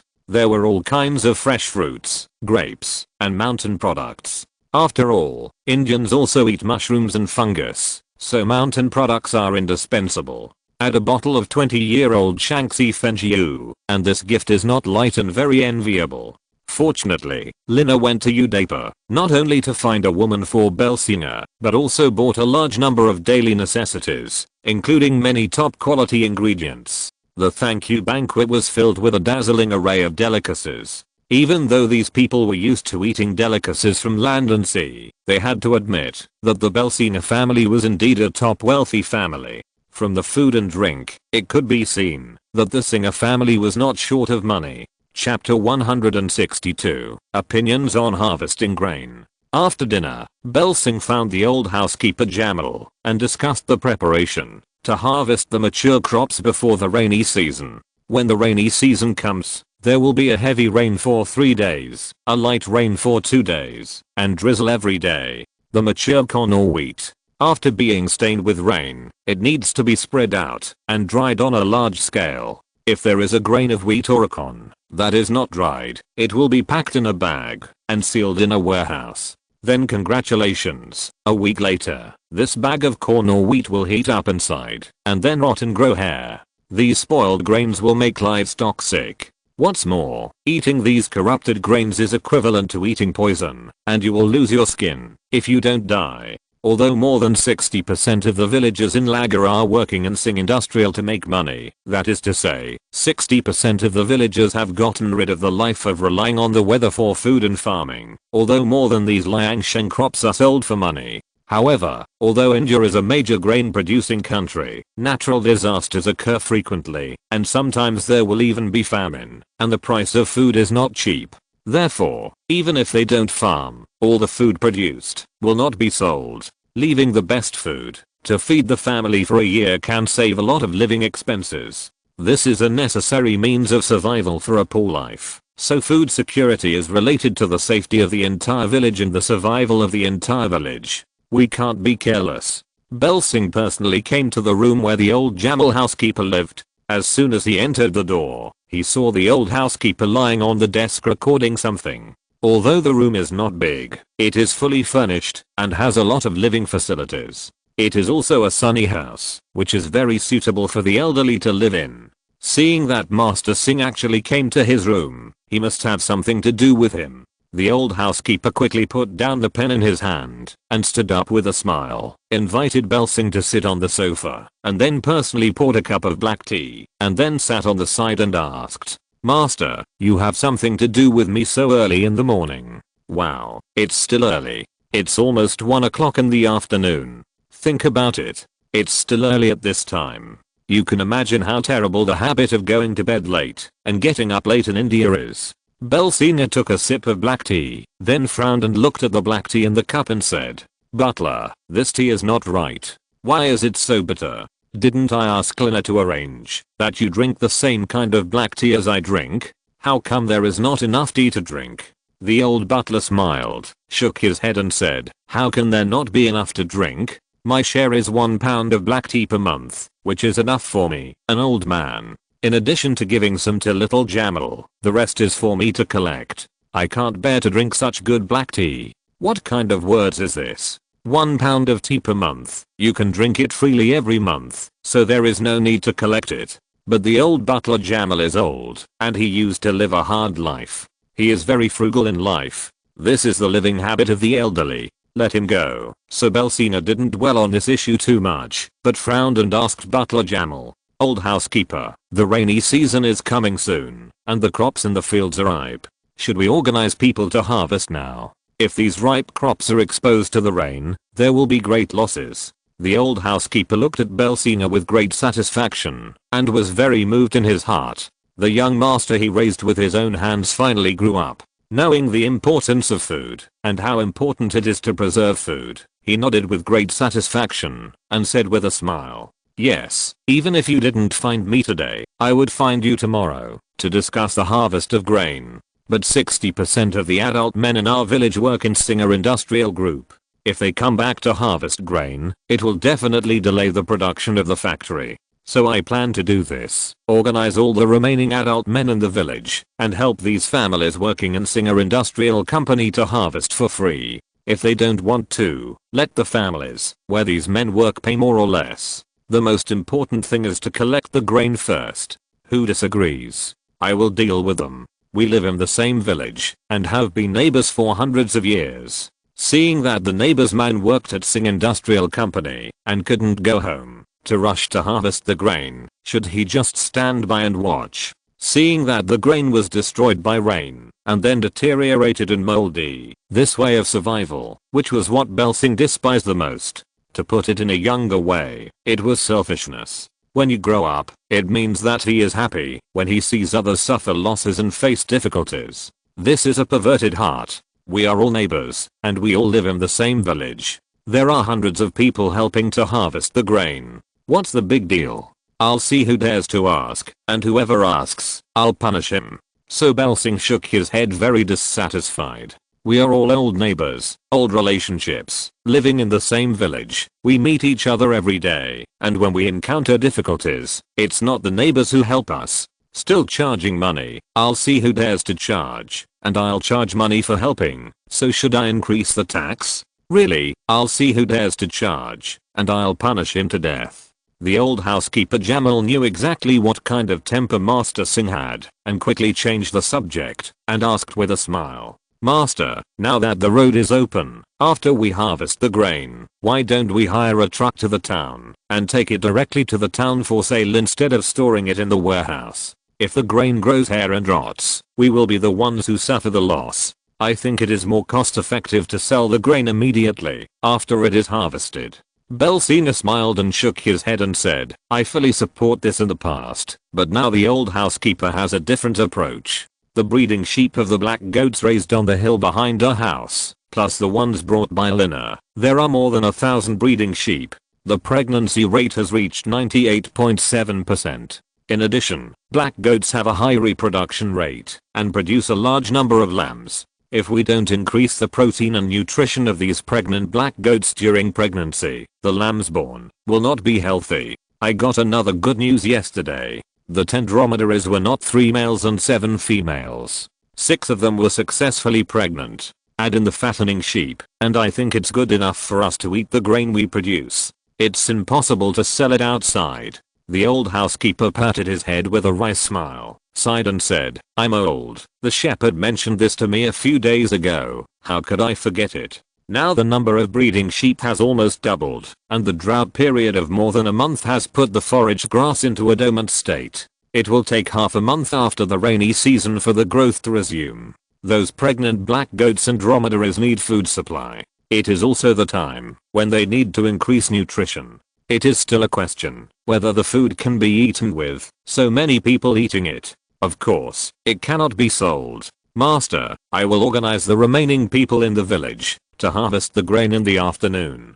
Don't worry, there are not so many other people in Laga village. It is impossible to help neighbors harvest grain and charge them. This is more like it. If someone is caught charging, I will kill the chicken to scare the monkey. I wonder who dares to charge randomly at that time. It's not the same as being greedy for money." So Belsina smiled and nodded. "Well, you organize the remaining people to harvest the crops. Although it's free, we can't treat them unfairly. Let our family select a few eliminated breeding rams and slaughter them during the autumn harvest to replenish everyone's bodies and increase their physical strength." Chapter 163, Human Head Tarian. Butler Jamal was surprised to hear what Belsina said. "Master, those eliminated breeding sheep, although they have some meat quality, can still be sold at 80% of the price of fat sheep in the market. It is a pity to slaughter them and feed them to those slaves."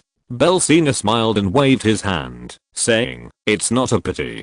Although many people in Laga village are working in Sing Industrial Company and earning a lot of money, the living conditions of their families have improved. Their foundation is too thin. How much savings can they have? How many times a year can they eat meat?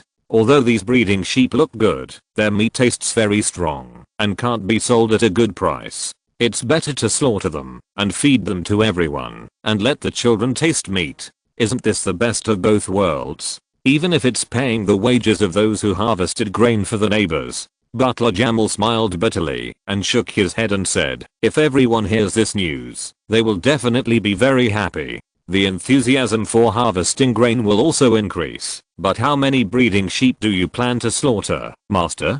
Belsinger tilted his head and counted on his fingers, saying, a few days ago, the shepherd reported to me that 25 male goats were eliminated. There are also 10 female goats. Didn't we slaughter 5 goats yesterday and give half a goat to each of the officials? There are still 20 goats left. I think it's enough to slaughter 10. Butler Jamal said with a smile. Master, you gave gifts to officials and Magnate, which are those eliminated breeding goats. How can we eat them? You are too stingy. If you let these people go home and stew mutton, they will be so smelly and hard that I don't know how they will scold you. Bell pouted and said, scold me. Their purpose of coming here is not for our mutton, but to confirm their profit distribution. I didn't let them suffer any loss. I gave them shares to buy so many goats. It's good enough for them to eat these old mutton. What else do you want? Since his own master said so, what else can the butler say? A eliminated male goat weighs no less than 80 kilograms. 10 rams have 800 kilograms of meat. After removing the head, hooves, and fur, there are still about 700 kilograms of inedible meat left. After all, there are very few inedible parts of sheep. Sheep offal soup is very delicious. 700 kilograms is enough for several days. It is enough to support until the grain is harvested. At this time, Belsinger took out a Camel cigarette from his pocket and handed it to Jamal, then lit it and said with a smile, as for the harvested corn stalks, I also have use for wheat stalks. I crush the corn stalks and seal them for fermentation. They can all be made into a very good feed that cattle and sheep love to eat. The dry grass period has entered a month. The grass on the mountain is dry and yellow and has little nutrition. These fermented roughage is most suitable for feeding the livestock on the body now, so as to avoid waste and pollution of the environment. This is true. In addition to the handicrafts made from corn leaves at the home of the building materials store manager Will, those corn stalks can only be used for burning. Now crushing and fermenting these corn stalks to make roughage can relieve the tension of pasture. This is waste utilization and this is a good thing, but no one will let these corn stalks be fermented. What should I do? What should we do with the wheat straw? After raising his problem, he didn't expect that Master Singh really had a solution. He smiled and said to the old housekeeper, it doesn't matter if you don't know. Send a smart servant to Udapa to learn. This technology is not that difficult and can be mastered in a week. It's just that the yeast for fermentation is expensive. For the wheat straw, organize the women in the village to develop these wheat straws into straw mats, and the brick factory will purchase them. Isn't this a waste utilization and income generation? The master's brain is still good. He can't refuse to accept it. The old housekeeper Jamal recorded everything that Master Singh said in his notebook. After all, he is old and sometimes forgetful. It's okay to take it out and take a look to save time. After talking about these things, Belsinger walked out of the housekeeper's room. As soon as he came to the living room, he saw the human mule Brooke, saying something to Lina. Seeing him come in, Lina smiled and greeted him, holding Belsinger's arm, and said with a smile, Brother Bear, the durian trees you reserved in the orchard on the back mountain have matured, and each of them has produced a lot of fruit. When I was a child, I ate the special human head durian on the back mountain. Now I drool just thinking about it. Let's take people up the mountain to pick durian and eat it, okay? Oh my god, doesn't it sound a bit scary? There is no durian called human head durian. There is really an Indian special variety. The fruits of this durian tree are not big. The largest one will not exceed the size of a human head. Moreover, the growth period is particularly slow. It takes 10 years for the tree to bloom and bear fruit. As the tree ages, the durian tree produces more and more fruits. There is another feature. That is, the skin of durian should be green and yellow in everyone's cognition, but the color of the skin of human head durian is green and red. After opening it, the taste is rich, without the stench of durian. Not only does it not have a stench, but it also has a fresh fragrance. The fruit has only 5 petals, each of which is as big as a fist. Although the fruit is small, it tastes very fragrant and sweet. It tastes a little bitter in the mouth, but it has an endless aftertaste, and such durian is very easy to preserve. As long as the human head durian is not overripe and cracked, and the skin is not greatly damaged by external forces, it can be stored in the storage room for 1.5 months without spoiling.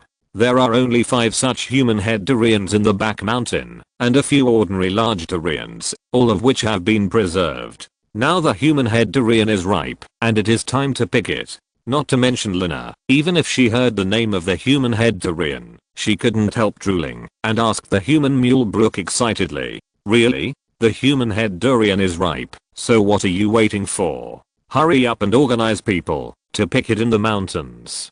Come on, come on, there is nothing to do today to pick durian, so such a delicious human head durian can't be wasted." Belsina was about to go out, but was stopped by Lina, who smiled and pointed at the white robe Belsina was wearing. "How can you go dressed like this? You should go back and change into sportswear, and then I'll go with you, as if it were a picnic." The couple went back to the house and changed their clothes. When they came out, the human mule Brook had already organized the staff. He was holding various tools in his hands, especially a white nylon net that was very conspicuous. This thing was used to catch durian under the tree. After all, durian is covered with thorns, and no one would carry durian down from the tree. So servants who can climb trees would climb up the tree and use large scissors, or a large machete, to get the durian down from the tree, and just drop it down. Using a net to catch the durian will not damage the skin of the human durian, so it can be stored for a longer time without hurting people. In this way, the couple walked in front in a hurry, and followed a large group of people, to pick durian on the mountain. Chapter 164. The conspiracy is approaching.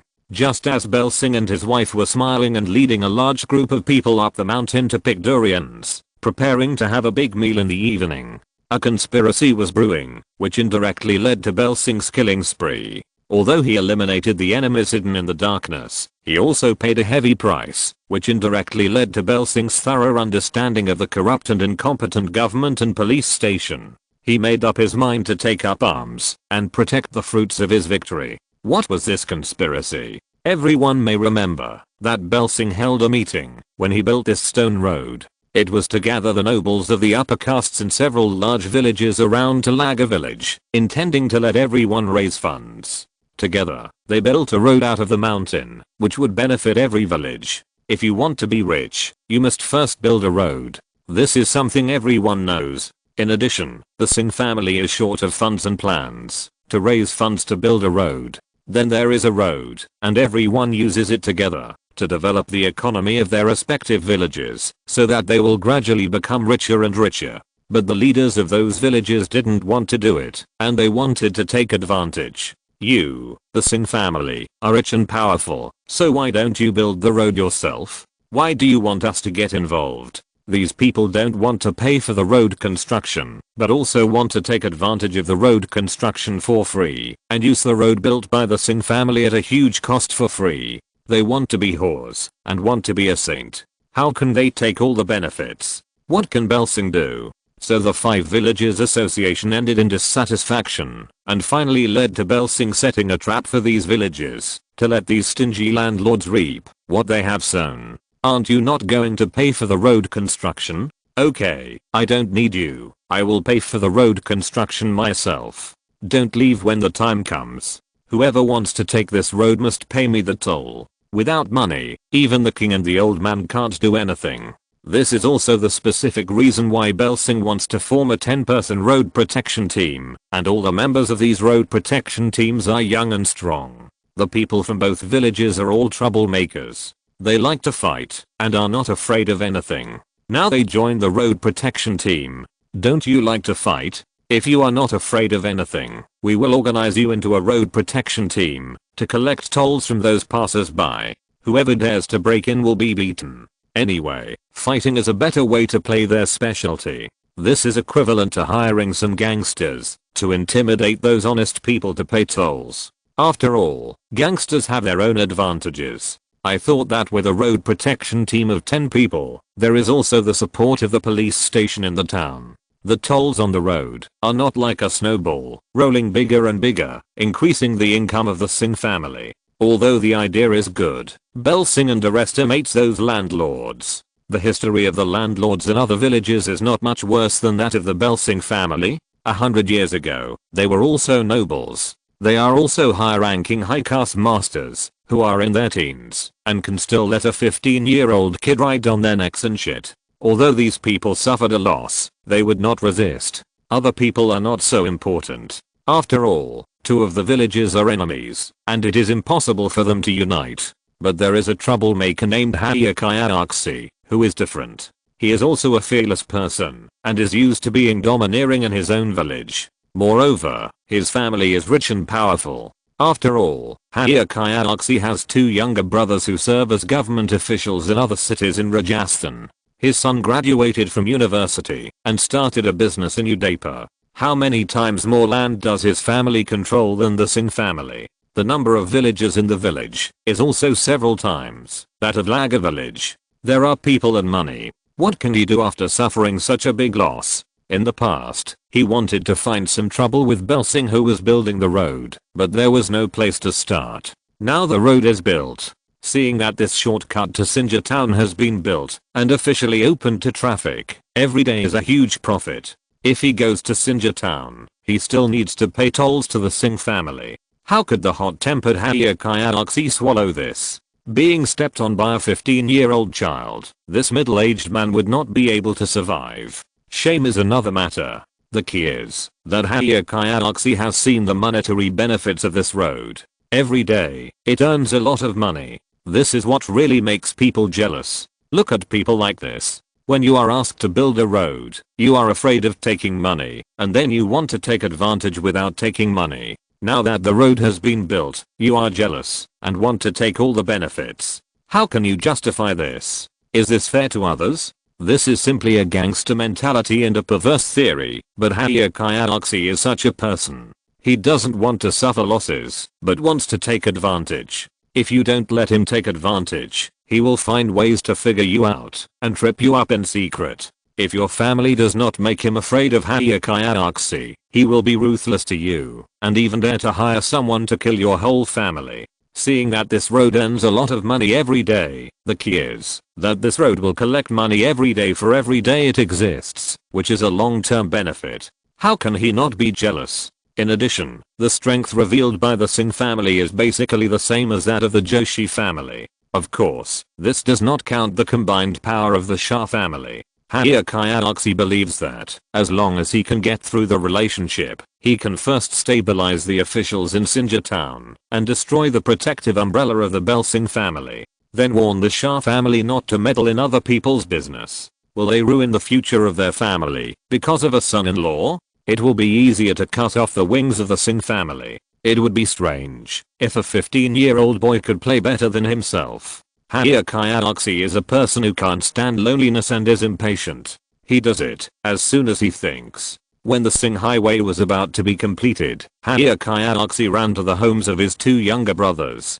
The 3 brothers whispered together and came up with an idea. High-caste's 2 younger brothers first used their political connections. First, suppress the officials in Sinja town, especially those who are at odds with Mayor Kata, and let them use their power to restrict Mayor Kata.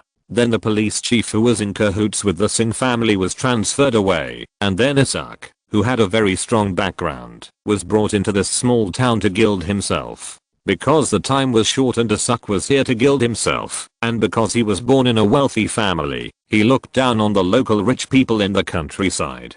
This time difference made Bell Singh pay a great price, and he has not yet settled the relationship with the new police chief. I didn't expect to suffer such a heavy loss. High-caste is an old gangster, a scumbag, but you can't resist the Caste family, which also has capable people. After settling the affairs in the officialdom first, high-caste secretly organized some people who were also servants of their family for generations. They were all fierce and capable gangsters. When the road was built and opened the next day, they couldn't wait to jump out and cause trouble.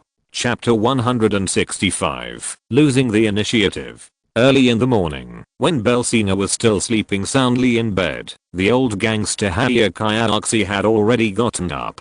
He had already organized 20 servants who were good at fighting, and gathered them together to give a lecture at the gate. These 20 or so people were all young and strong fighters, and they were well prepared, and had weapons on them. They were an elite gangster force. Looking at the gangster team that he had carefully selected, which was strong and ruthless, high-caste felt very satisfied, and said with a smile, "Well, you are indeed the strongest servants of my high-caste family. You must know what you are going to do next. The Singh family is too much. He, Belsing, is only 15 years old and dares to ride on this master and shit. Can I tolerate it? Caste, can you tolerate the price? Can you, the servants of generations, tolerate it? No, the caste family cannot be humiliated. We must fight. We will not withdraw until the Singh family is destroyed." Good fellow, the slogans are quite unified, but the crooked appearance of these people and their arrogant faces make people feel so disgusted. What words are you talking about for a gangster team? These people only see the old and the young of the Singh family, although Belsing is already married. But at the age of 15, in the eyes of these gangsters, they are still a little kid who is still wet behind the ears. What big waves can they make? So it can be said that this gangster team is in high spirits. High-caste nodded and said with a smile with great satisfaction, "Okay, that's the momentum we want. How much can the Singh family do when they are controlled by a 15-year-old kid? In terms of money, our caste family is not afraid of them, but in terms of strength, our family's land is several times that of the Singh family. The population is also several times larger. In terms of influence in officialdom, the second and third masters of our family, although not officials in Sinja town, are no less important than the mayor in other cities. Whether it's soft power or hard power, we are not afraid of the Singh family. Can we let them shit on our necks? Didn't they build roads and collect tolls from our village? I can't destroy its roads, but can't I destroy his people? You can go out with me today just to find trouble. I want to cripple all his so-called road protection team of 10 people. Then the Singh family will definitely take revenge. Let them come. Let them see how many people there are in caste village, and how strong they are. How many people come? How many do I cripple? If you make me angry, I want Belsing's head, so you must be ruthless and accurate. If there is anything, I will leave now. Good guy." A team of 20 gangsters, led by the eldest son of the steward of the caste family, came to the highway toll station built by the Singh family like crabs. These people came prepared, carrying iron hooks, iron rods and even a few machetes. Because they wanted to find trouble deliberately, they deliberately broke through when they came to the toll station, but were intercepted by 5 members of the road protection team. The two sides confronted each other. These 5 people are all villagers of Laga village. Do they know who these people are?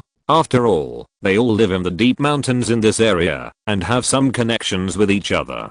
Some of them are even friends who only drink and eat together. The two sides are in a stalemate. When they see the bulge in the other's clothes, the Singh family knows that the other party must be carrying a weapon. This is a deliberate quarrel, and it will definitely not end well today. However, the master of the Singh family, Belsing, has been very strong and crushed all opponents since his debut. With such a master, such an umbrella and leader, all members of the Singh family and all the citizens of Laga village feel very relieved, solid, confident, and proud. Although the score is 20:5, they are not afraid of these hooligans from the caste family. The two sides confronted each other, cursing and pushing each other. At this time, the person in charge of the Singh family who was present took the lead to stand up and point at the eldest son of the caste family's housekeeper and curse. "Cole, what the hell do you want to do by bringing these people to make trouble? Don't think you have more people. But we brothers are not afraid of you. Get out of here if you know what's good for you. Otherwise I will be the first to kill you if a fight really breaks out." This 20-year-old guy named Cole is not a good person. He came here today to pick a fight, and his master gave a death order. If all the people of the Singh family were crippled, would they still care about your threats? If they didn't threaten or resist, the people of the high-caste family could still hold back. However, because of the threats and resistance, the war between these gangsters was aroused, and there was strength in numbers, so the leader Cole couldn't control everyone's emotions. Seeing that the other party actually scolded him and wanted to kill him, of course he knew to strike first. In addition, there were so many people, so he was not afraid of these 5 crippled people. He took out a machete from his arms and shouted to the people behind him. "Dare to threaten me? I think you are tired of living. Come on, brothers. If there is any problem, I will take care of it. I will cripple you all.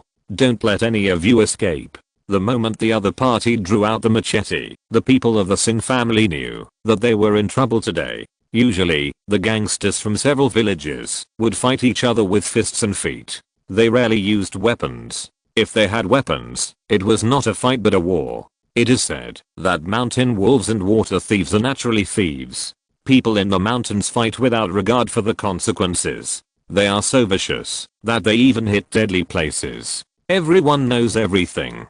Seeing that the other party came prepared today, they were just looking for trouble. It seems that these people want to explain the place of the toll station. But death cannot be in vain. Master Singh is a god to the people in the whole Laga village. He is the biggest support for their lives.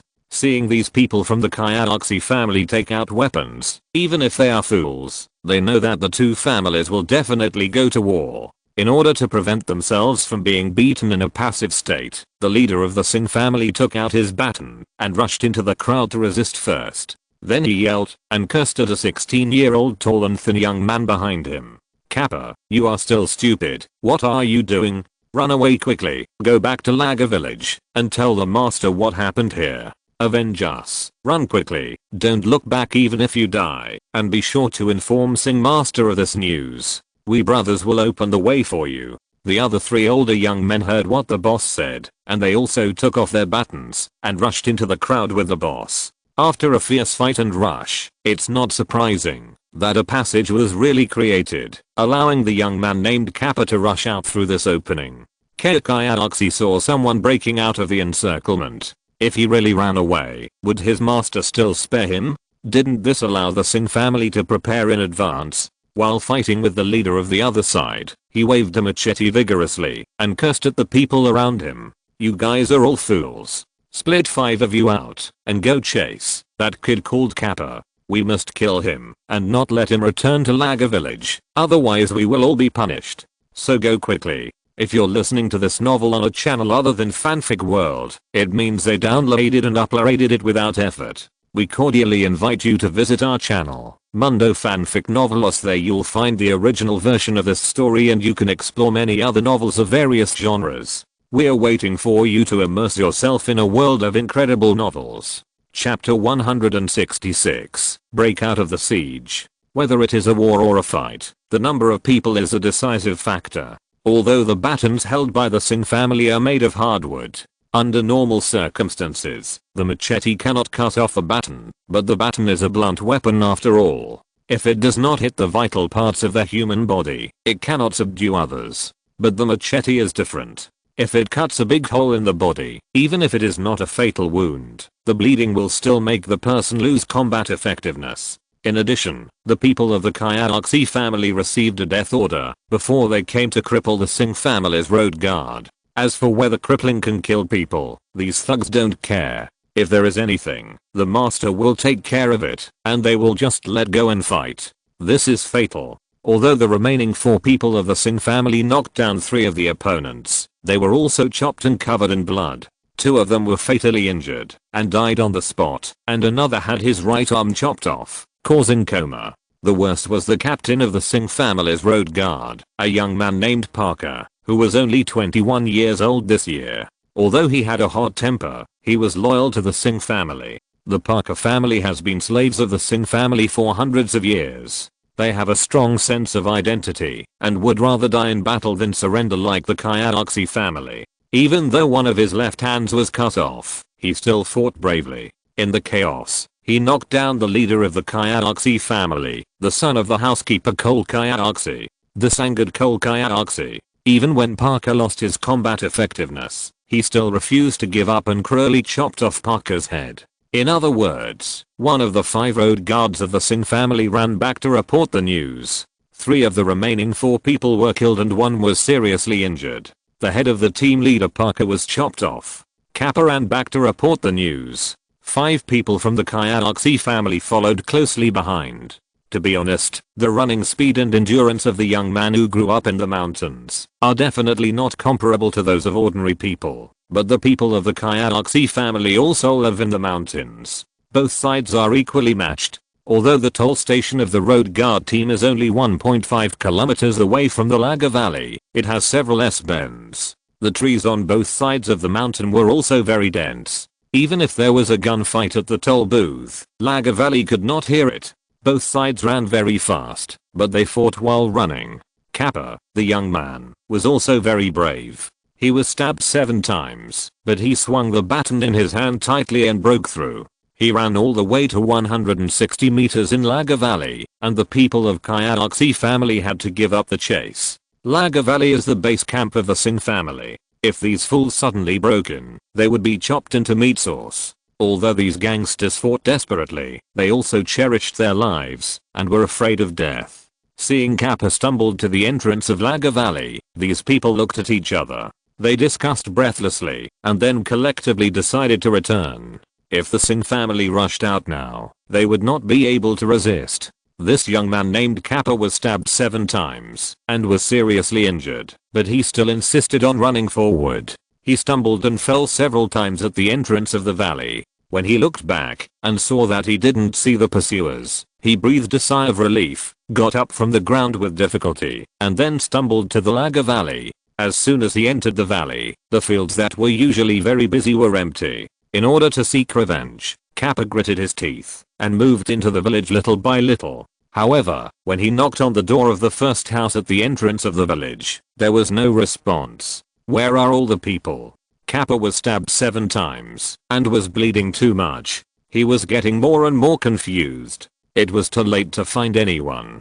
The second house, the third house, and then stumbled to the square in the center of the village little by little. He saw that the square was full of people. As if he saw hope, he used up all his strength, yelled and said, "Someone, the Joshi family has declared war on our Singh family.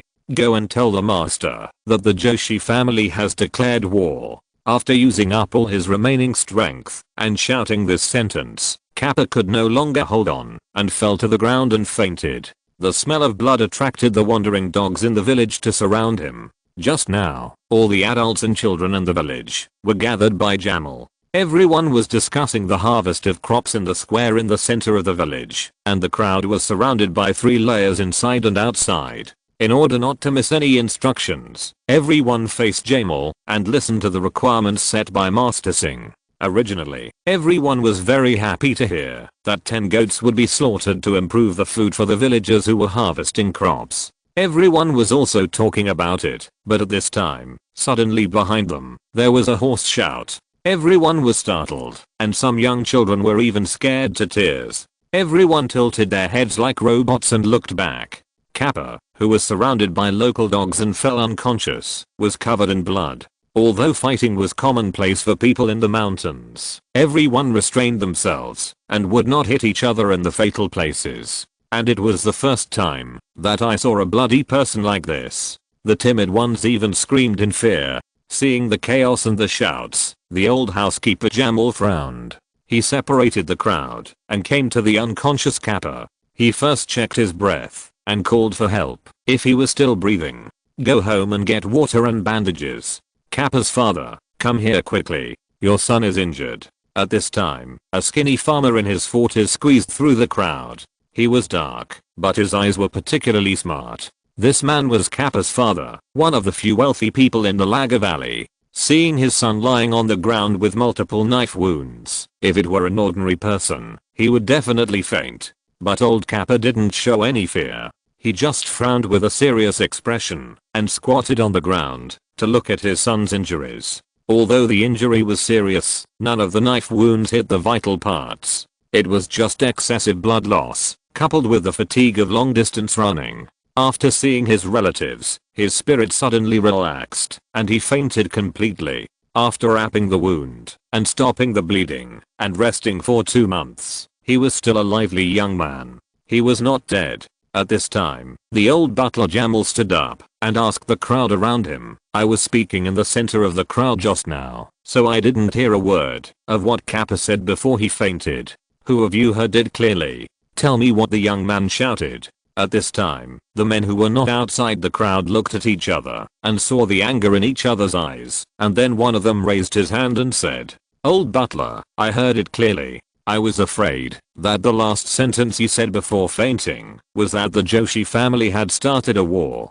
The Joshi family wanted to start a war with our Singh family and let us quickly notify Master Singh that the Kayalaxi family had launched an attack on our Singh family." Chapter 167. Luring the tiger away from the mountain. The old housekeeper was very shocked and asked 2 more people, but they all said the same thing.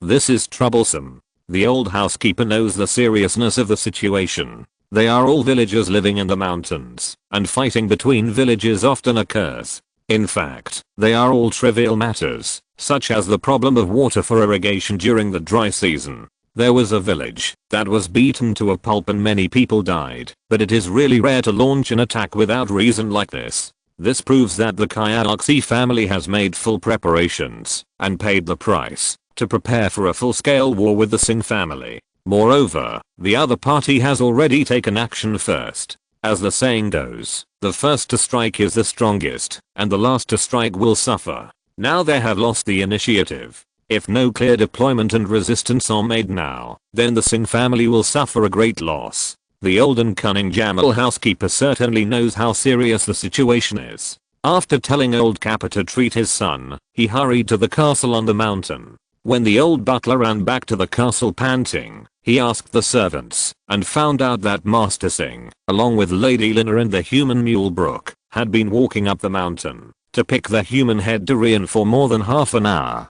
Fortunately, the Singh family spent a huge amount of money to set up a signal transmitter on the highest peak of the Laga Valley. Now the entire Laga Valley is covered by mobile phone signals. Even in the back mountain, you can receive mobile phone signals. The old butler quickly pulled out the phone on his waist and tremblingly pressed a number, which represented Master Singh's number. What was Bel Singh doing at this time? He was holding Lina's hand and looking up under the big tree of human head durian. An agile male servant had climbed up the tree with a machete and was ready to pick the second human head durian. The young couple held hands and were discussing which durian was bigger and which durian should taste good.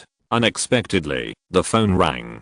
Bel Sr. muttered as he picked up his phone. Why did something happen right after we got up the mountain? Who is it? It's unforgivable to disturb me at this time. Oh, I didn't expect it to be old Jamal. Seeing that it was old Jamal's call, he quickly answered the call, and old Jamal's anxious voice came from the phone. Master, it's not good. The Kayalaxi family attacked our highway toll station. This time, they suddenly wanted to start a war with the Singh family for no reason. The other party must have been prepared. We should react early, otherwise we will suffer a great loss. In addition, the remaining 4 people in our family at the toll station are now estimated to be in danger. Master, please come back soon. Since answering the phone, Bel Sr. has not said a word, but his face is getting uglier and uglier. Everyone around him knows that something has happened. After hanging up the phone, Bel Sr. took a deep breath and gave a cold order. Don't pick the durians. Come back with me. Something happened at the toll station. That old rogue Kayalaxi has declared war on our family. Damn, move the people of the Singh family. I think he doesn't want to live anymore. After saying that, he took Lina's hand and turned to go down the mountain first. While walking down the mountain, Bel Sr. took out his mobile phone and called the newly appointed police chief who stayed yesterday. But the other party's line was busy and no one answered the alarm call. Bel Sr. knew that the situation was serious. The Kayalaxi family suddenly declared war on him, and they must have made all preparations. And the newly appointed police chief and the Singh family didn't have much intersection, so it was definitely impossible for him to stand on his side. The police station couldn't be relied on, so the second call was to Magnate. The phone rang for a long time before Magnate answered the phone. "It's Belsinger, what's the matter? Is there something you want to talk to me about?" Hearing the other party's calm question, Belsinger knew in his heart that Magnate had not betrayed him, and then asked in a low voice, "Mayor, where are you? I heard you were having a meeting." Magnate looked around and saw leaders from various towns sitting around and said helplessly, "Isn't it a meeting? It's a general meeting. I don't know what the state government is thinking." Suddenly, a study class for town leaders was held, and all of us town leaders were sent to Jaipur to study. Now it's a mess, and I can't hear what you are saying clearly. Do you want to talk to me about something? He was trying to lure the tiger away from the mountain. He moved his biggest umbrella of protection to Jaipur, and it was out of reach. Even if the mayor called the police station to help the Singh family, the new police chief might not listen to him. After all, the other party's back is much stronger than the mayor, and he can find any excuse to shirk it. It seems that the high-caste family has invested a lot of money. Belsingh's personality is not someone who is easy to provoke. If he really gets serious, it will be quite scary, he said in a deep voice. "We have been tricked into leaving the town. You have been transferred to Jaipur, and you are out of reach, and cannot interfere with the affairs of the town. And the high-caste family has now attacked my toll booth. They have been preparing for a long time, and separated the two of us. So now I'm ready to fight back. You should find a reason to return to the town as soon as possible, otherwise we will suffer a great loss." Magnate is also a ruthless person. Hearing what Belsinger said, he knew the seriousness of the situation and the reason why he was lured to Jaipur. This is related to his money and his capital to climb up. This is a provocation to his authority as the mayor, Magnate said with a sneer. "Is it that old Brahmin rogue high-caste? His preparations are so meticulous. He transferred me out first, and then attacked you. We were caught off guard. You are right. Even if I call the new police chief now, he will not give me face, and can find any excuse to get away with it. I will try my best to find a way to go back. You must be prepared. If the other party really wants to kill us, we can't just sit there and wait to die. What do you think?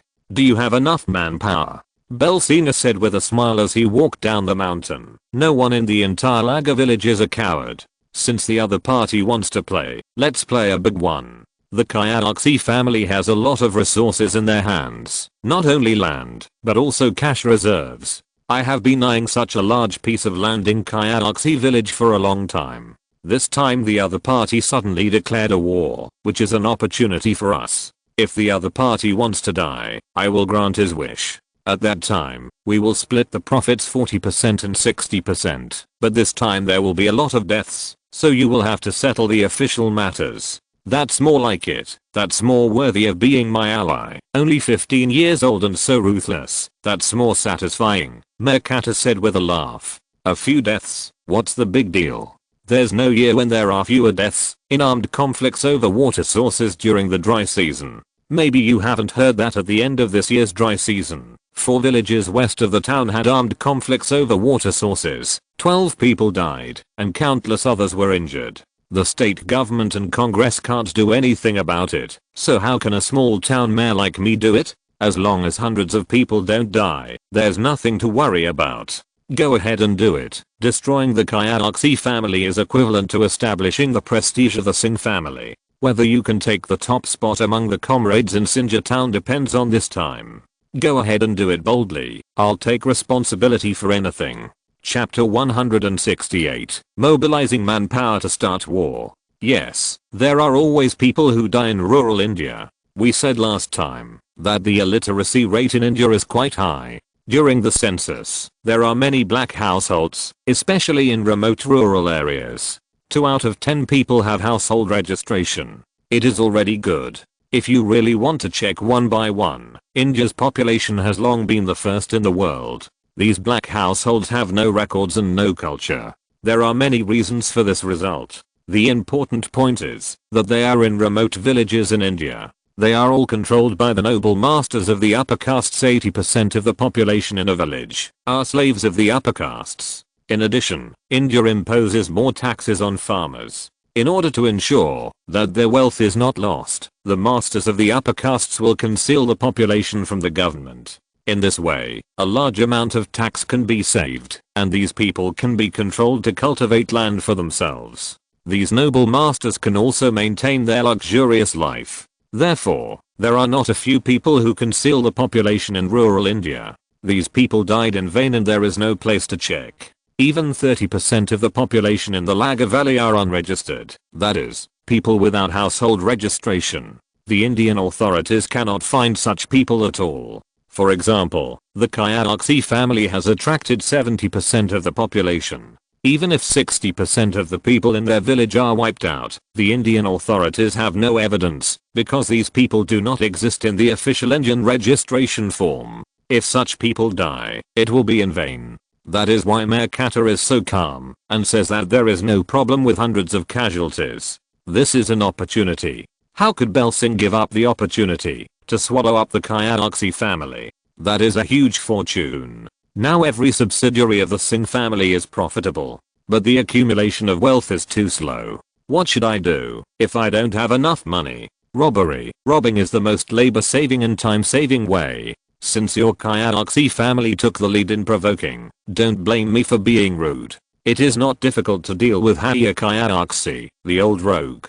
The difficulty lies in the fact that it has two younger brothers who are officials. If the other party gets entangled, it will always be a troublesome matter. In addition, Bel Singh also wanted to test himself to see how strong the protection umbrella of Mayor Kata was. It was not worth it for him to place a heavy bet on the other party. But the other party had nothing, and abandoned himself in the face of pressure, so he would not place more bets on the other party. In the end, he would still lose himself. At the same time, he also wanted to find out how strong Mayor Kata's background was, and whether it was worth investing more resources. So he smiled and said, "It is not a problem to deal with the old rogue high-caste, but he has two younger brothers who are officials in other places. You may have heard that it is always a trouble if the other party pursues it. I will deal with the high-caste family in our town, and you will be responsible for dealing with her two brothers who are officials. Is it okay?"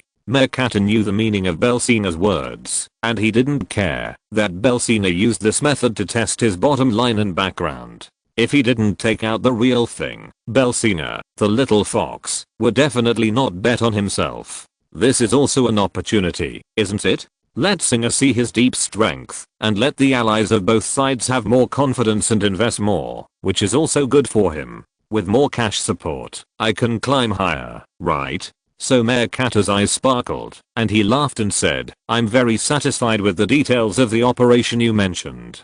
Don't worry, I will take care of the other party's two brothers. No matter what method I use, they will definitely leave the political industry, and they will not live for more than a week. So just go ahead and do it. Sinja town is the world of our allies.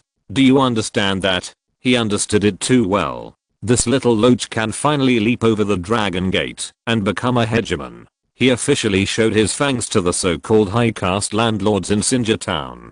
This little local snake can finally evolve. At least he should run his base camp, Sinja town, like an iron barrel. Only in this way can he expand relatively outward. If he can't keep his own territory well, then his foundation is not stable. The result of this call made Bel Singh feel very satisfied. Killing the other party and robbing all his property is the fastest way to accumulate wealth. Business brings long-term benefits, and robbery is fun. After hanging up the call with the mayor, he arrived at the gate of the castle and saw the old butler waiting anxiously for him. After asking about the specific situation, Bel Singh felt uncomfortable. The four people at the toll booth must be in danger. The other party is not afraid of killing people when starting a war. After smoking a cigarette and forcing himself to calm down, Bel Singh looked up and saw the servants of the surrounding families with fire in their eyes. He felt very satisfied with the fighting spirit. This is the temperament of his Singh family. The Singh family is not afraid of any challenge. Isn't it just fighting? Isn't it just killing? Come on. So Bel Singh smiled and said very softly, "Old butler, gather all the adult men in the village who are over 18 and under 60 years old and gather in the village square with their own weapons. In addition, should we take out the hidden hot weapons? They will rust if not used. If the other party wants to fight with cold weapons, we will fight to the end. If the other party dares to shoot, then we can't be passive, don't you think so? The old butler smiled helplessly and sighed. Master, I have never revealed my true colors in front of you. How do you know that my family has guns? It's true that the old butler has never revealed to Belsinger that the family has any firearms, but an old butler and an orphan guard such a large fortune. They have lived safely for so many years. Is it because of good luck? Kidding. People who take risks for wealth know that there are tigers in the mountains, but they go to the tiger mountain and kill the old butler and Belsinger to get the wealth. It can make a slave become a rich man overnight. In order to change their lives, there are more people willing to take risks than the carp crossing the river. It seems very peaceful to spend these years in peace and stability. If there is no family background, I don't know how many times I would have died. Seeing that Belsinger just smiled and didn't say anything, the old housekeeper lamented that what you fear is what you get. Why didn't you expose the weapons and equipment of the hard-working family in front of Belsi? That's because you are afraid that Singer will be impulsive and reckless when he is young. Even if people die in the fight between the two villages, they will not be investigated too much. If both sides use firearms, they are hot weapons and prohibited weapons. That's another meaning. I didn't expect that after all kinds of precautions. I didn't expect that this damn Kyaoxi family would stir up a hornet's nest. Now I have to take it out. It's more like what the master said. If the other party uses a gun and I don't have a hurry, then I will suffer a loss. So there is no way but to take off the medicine on my neck and give it to my grandson, Jamal, unhappily. Boy, take this key and open the locked iron plate under my bed. Bring everything inside up. Also bring some extra people with you. You can't move it all by yourself. Chapter 169, Pursuit and Interception. After seeing little Jamal walk out with a key, the old butler stood up with amazing momentum, looking at the children of the Singer family who were all around him. They were all members of the Singer family, the most loyal, and they were trained by him personally, and they all had good fighting power. Otherwise, how could they protect the young master Singer? This is why the human flesh Rosebrook is tall and strong and loves to beat people. The old butler burst into an amazing momentum, revealing a cruel smile on his face and said, Brooke, ring the guard bell on the top of the castle for me. As long as the guard bell rings, all adult men in the village will take up weapons and unite. Don't be idle, the few of you. Go and select your own people and form a team. The master and I will be there soon. The old butler had his own things to do, and Belsinger was not idle either. He took out his mobile phone and called his father-in-law. As soon as Belsinger got through, he said, Dad, trouble is coming. The Kyaoxi family just attacked the toll station of the Singh family. Because the toll station guarded by the Shah family is on the other side of the town, it has not been attacked yet. Now the Kyaoxi family has taken action. The early warning plan we have developed should be activated. I have already recruited people here. You can select elite soldiers and take a shortcut to guard the mountain road leading to the outside world from the Kyaoxi family. I will lead people there in a while. The father-in-law Naru is an old and shrewd man. After the joint meeting of the 5 villages, he found Belsing, the father-in-law, who has been dealing with Kyaoxi for a lifetime, knows what kind of character the other party is. He is a jackal that must be guarded against. So the father-in-law and son-in-law had already discussed emergency measures. They thought that the road had been built and the other party had given up the plan to resist. Unexpectedly, there was a sudden attack today. The emergency measures discussed finally came in handy. In addition, although the old man looked fat like a bull, he was able to occupy a place in the poor and bad mountains. That was also earned with his own fists. Those who have lived to this age are not simple people. The old man laughed after hearing what his son-in-law said. I have been waiting for this day for a long time. I thought the other party had given up the plan of resistance, but I didn't expect that they would dare to take action first. Kyaoxi family, this is looking for death.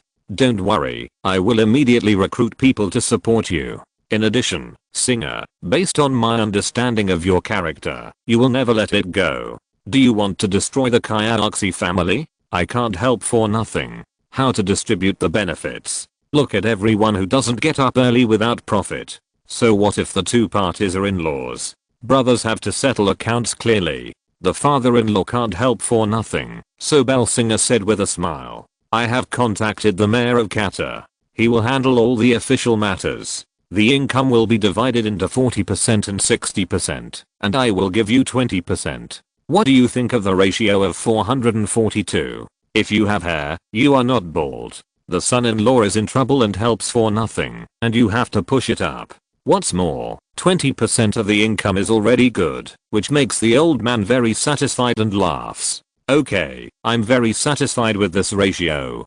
Don't worry, I will surround the high-caste family, and not even a bird will fly out. In addition, I will support you with 300 people, and they are all elite. This time, you must kill this troublemaker, otherwise it will be bad. After hanging up the phone with his father-in-law, he told the frightened Lina not to worry about so many people surrounding her. What else could happen to her? He arranged two experienced servants to follow Jamal to garrison in the Laga Valley to protect his base camp. Then he took the old butler, the meat mule Brook, Almasha Singh, and the old butler out of the castle. While walking, Belsinger took out his phone and called the store manager, Will, who was far away in the town, to inform Marbury and Ivan to organize the young and strong workers of the cement factory and the asbestos tile factory to take weapons and rent cars to come back along the road built by the family. After hanging up the phone, he notified the blasting captain of the cement factory, and Brun said personally,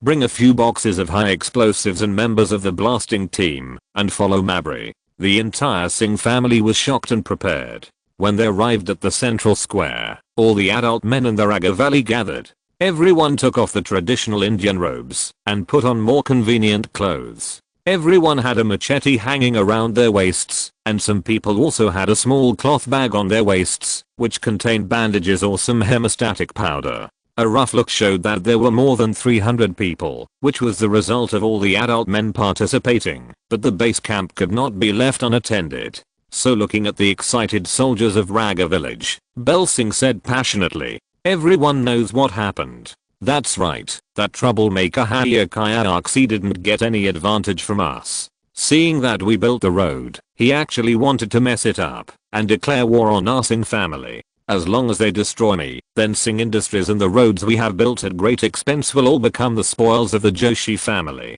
I'm sure everyone is very clear about the consequences, because high-caste is a psychopath, and you know exactly how he treats the farmers under his command. For me, and for your own future happy life, I hope you can fight bravely. Also, don't be afraid of killing people. The authorities will hold them accountable. I have already communicated with the authorities. Today we are just to destroy this troublemaker in the mountains, and I don't hesitate to kill hundreds of people. Another 200 people follow me, and the rest will follow the command of the steward Jamal, and stay in Laga village. If there is any problem at home, I will chop off your head.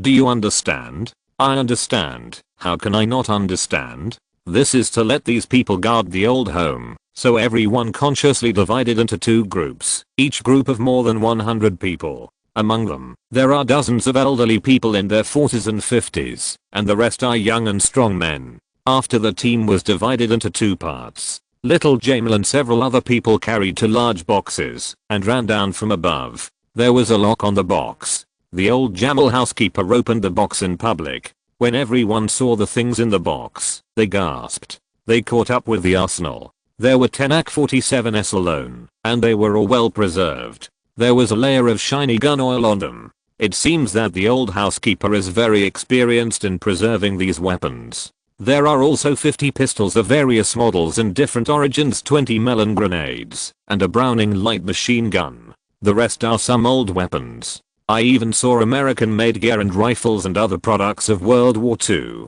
Regardless of old or new, long or short, they are all well maintained.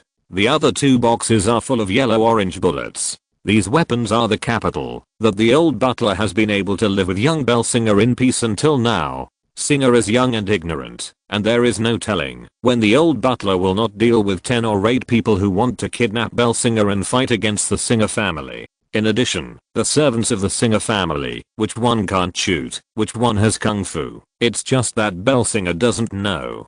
Chapter 170. Appetizer before the war. 10 AK-47s, with such firepower, can wipe out even a small rural bully, not to mention a police station. This is an automatic weapon, with fierce firepower, high shooting accuracy, and rarely malfunctions. It is the most popular automatic weapon on the black market, selling well all over the world, and is the well-deserved world gun king. All 10 AK-47s were handed over to the sons of the Singh family, 100 each and a bullet bag hanging on their chests. Each person has 5 magazines plus 1 in the gun, a total of 6 magazines, and 2 melon grenades per person. In addition, Jamal Butler left 30 pistols and a Browning machine gun to the young Jamal Butler, and the other 20 pistols were handed over to the old brothers in the village who raised Belsing with the old Jamal Butler. Then the 200 people were divided into 4 combat teams, each with 50 people. After the weapons were distributed, Belsing sat on the sedan chair.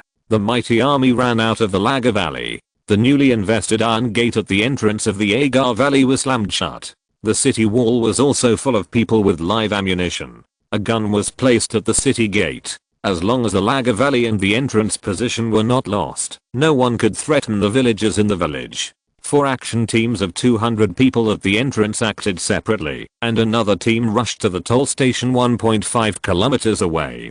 Prepare to capture the 20 pioneers who attacked the Singh family. If they can be captured, they will be captured. If they can't be captured, they will be killed. The Singh family who dared to provoke these people should bear the price they paid. The other 3 teams surrounded Belsing and walked into the mountain along the mountain path. Before they walked out of a kilometer, Belsing's mobile phone rang in his hand. It was his father-in-law calling. After answering the call, he heard the old man laughing, and he also heard the surroundings on the phone. It was very chaotic, with some shouting and killing, and screaming, and then he heard the old man laughing and saying, "Singer, luckily I came quickly. I didn't expect that the troublemaker, high-caste, would take the good-for-nothings in their village, to take a shortcut and attack the Lagar Valley. I happened to block them, and now they are fighting, but the other side has more people. Initially, it seems that there are more than 800 people, so I'm under a lot of pressure. You should hurry over. This is the advantage of having more people. Look at the other side. There are more than 800 people. How many people are there on your side? Including the people of the Shah family, there are only 500. Fortunately, fighting is not about the number of people, but about blood." The old man said that he was under a lot of pressure, but now he can still laugh, which proves that the troublemaker high-caste is really not the opponent of the old man. He can still withstand the pressure of the other side, so he said with a smile, "I'll speed up, but I can't run too fast. Otherwise, when we get there, we'll be exhausted. How can we participate in the battle? So you have to hold on no matter what. I'll try to get here as fast as possible. The damn mountain road is really hard to walk on." The old man called for support, just to urge Belsina to move faster. The old man really didn't take the troublemaker seriously. He also knew that Belsina was far away. If he ran over, how could he have the energy to participate in the battle? After hanging up the phone, Belsina asked the team to speed up. Because they took a shortcut, there were no roads in some places up and down the mountains and hills, and they needed to open up roads to move forward. But they took a small road, so they moved quickly, and arrived at the old man's side an hour later. They originally planned to fight a big fight, but when they arrived at the battlefield, they saw the Shah family cleaning the battlefield, and treating the wounded. The ground was covered with blood, and there were some broken limbs and arms. You can see how brutal the fight was at that time. The arms were chopped off. This was not a fight, this was simply a battlefield. Although the Shah family withstood the opponent's attack, they were seriously injured. More than 40 people were seriously injured, and could not fight anymore. These people were either chopped into blood goods, or had their hands and feet broken. More than 15 died on the spot. Of course, there are always deaths in war. Especially these uneducated mountain jackals are very cruel when they fight, and they will not stop until the other party dies. Is this also why, every year, because of various small conflicts, there are deaths in the fights between the two villages? It is terrible to be uneducated. In addition, the feudal tale left over from Indian society still has a large market in these mountains. These villagers only know their high caste masters and do not know the law, let alone the Indian Parliament and the Indian Prime Minister.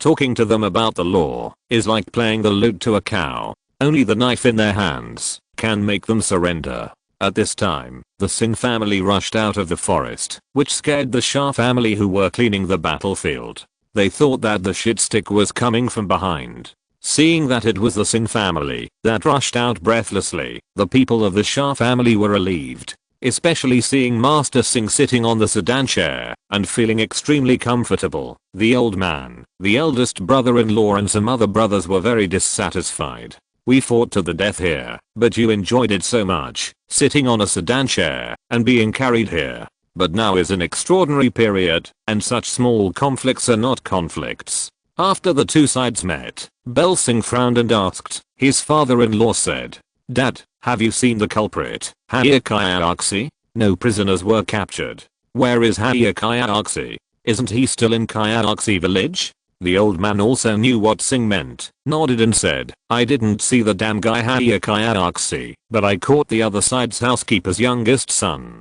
I didn't expect the other side to be such a softie. Your eldest brother used a little trick and the other side spit out everything he knew." This wave of sneak attacks was led by the housekeeper of the Kayalaxi family. The shit stirring stick didn't come. I heard that he was organizing a second wave of people to wipe out the Shah family. I didn't expect the shit stirring stick to have a big appetite. He wants to eat our two families in one bite without fear of breaking his teeth. The people of the Singh family were full of disdain when they heard that the son of the other side's housekeeper was actually a softie.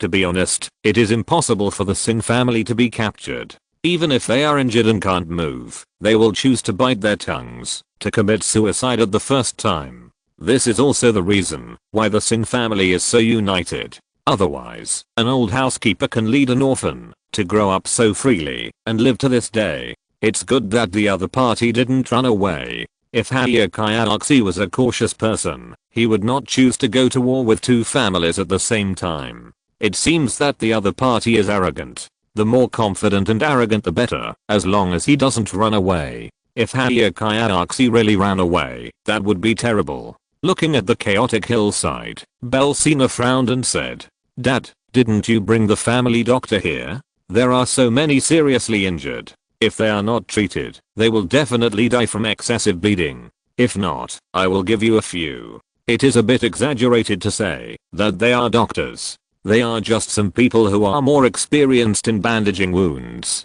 In Indian society, even in big cities like New Delhi and Mumbai, families may not be able to afford family doctors. After all, those who can afford to go to college and work in the government as doctors and lawyers are all high castes. If they really can't survive with the proud character of these high castes, they will never work for others, so forget about family doctors. Chapter 171, War Movie, Seizing the Passage to the Village. The old man smiled and shook his head, rejecting the opinion of his son-in-law, Belsinger. Singh didn't care and asked with a smile, "How long have the people of the Kayalaxi family retreated? We should follow them and kill the chickens in Kayalaxi village so that the troublemaker won't have time to react." The old man agreed with this idea very much and nodded with a smile. In less than 15 minutes, more than 60% of the people were injured and some were dead and carried back by them. They can't walk very fast after crossing the mountains and ridges. Then organize people to follow them and reach Kayalaxi village one after another. It's impossible to leave any reaction time for the troublemaker. Let's go now. Belsina smiled, sat on the sedan chair again, and summoned the people of the Singh family to line up and move forward first. The people following Belsina were all elites, with bulging bodies. Although they were hidden under their clothes, the outlines revealed were guns, which made the people of the Shah family envious. This is not to say that the Shah family has no guns. The Shah family is also an old and wealthy family. How could they not have hot weapons and guns for self-defense? Not only are there many, but they are all products of World War II, and there are not even a few automatic weapons. It is even more impossible to take out 10 AK-47s. How can I not envy them? After the Singh family set off, the old man climbed onto the human mule first. The old man was not light in weight. Although the old man's human mule was young, but it was good enough to last for 20 minutes. There were also some standby human mules around him to ride. In addition, the eldest brother-in-law and his brothers could only walk. The two families on both sides mixed together to make do with a team of more than 400 people and killed them in a mighty manner. Just follow the blood trail along the way. After all, the people of the high-caste family who had just suffered a defeat could not rely on healing their wounds, and they would definitely run for their lives. Following the blood trail, it would never be wrong. Next, they crossed mountains and ridges, and crossed 2 rivers. Following the shortcut taken by the blood trail, they came to the entrance of high-caste village 600 meters ahead. There were some vague figures supporting each other, and walking into the village. High-caste village has a different terrain from Laga village. Laga village is surrounded by 2 mountains, and is like a funnel with only one entrance. The territory of the high-caste family does not have such strict defense measures, but it is definitely a first-class place that is easy to defend and difficult to attack because the terrain of high-caste village is on a mountaintop platform. It is equivalent to completely flattening a mountaintop and stationing down, and the passage to the mountain is only 4 meters wide and winding upwards. In Belsina's view, it looks like a dead volcano crater. Due to its age, there are still some stone building defense measures. If high-caste has time to react, it must have heavy weapons to break into high-caste village, otherwise it will also want to fight up. Don't look at high-caste village living on the top of the mountain. If you follow the general idea of surrounding the bottom of the mountain and not letting the other party break out, you can surround and trap him to death. However, this method may be useful for other villages, but it has no effect on high-caste village. There are many naturally formed springs on the mountain, and water sources are not a problem. There are still a lot of arable land and large pastures on the mountain, which can grow food and raise animals. Even if it is closed, it is enough for the whole village to eat every year and still be rich. After all, the villagers living in the mountains are self-sufficient. Even if they are closed off from the outside world, they can still survive for 20 years. It is impossible to trap high-caste. The only way is to fill it with human lives, but now it is different. A few hundred meters ahead is a group of wounded soldiers who can't run. If you follow these wounded soldiers, you will rush up. Even if high-caste is a madman and doesn't care about the lives of their villagers and orders an attack, you can take advantage of the chaotic situation and rush up directly with hot weapons. So seeing the opponent's tail, Belsina was very excited and stopped to convene a few leaders for a meeting. After discussion, the man with red eyes and full of fighting spirit was Mulebrook, who led his own commando team composed of young people. Bite the opponent's tail and attack all the way into high-caste village, and then Belsina and the Shah family will follow behind. It would be easy if we just rushed into the village. We would block the way down the mountain and no one would be able to escape.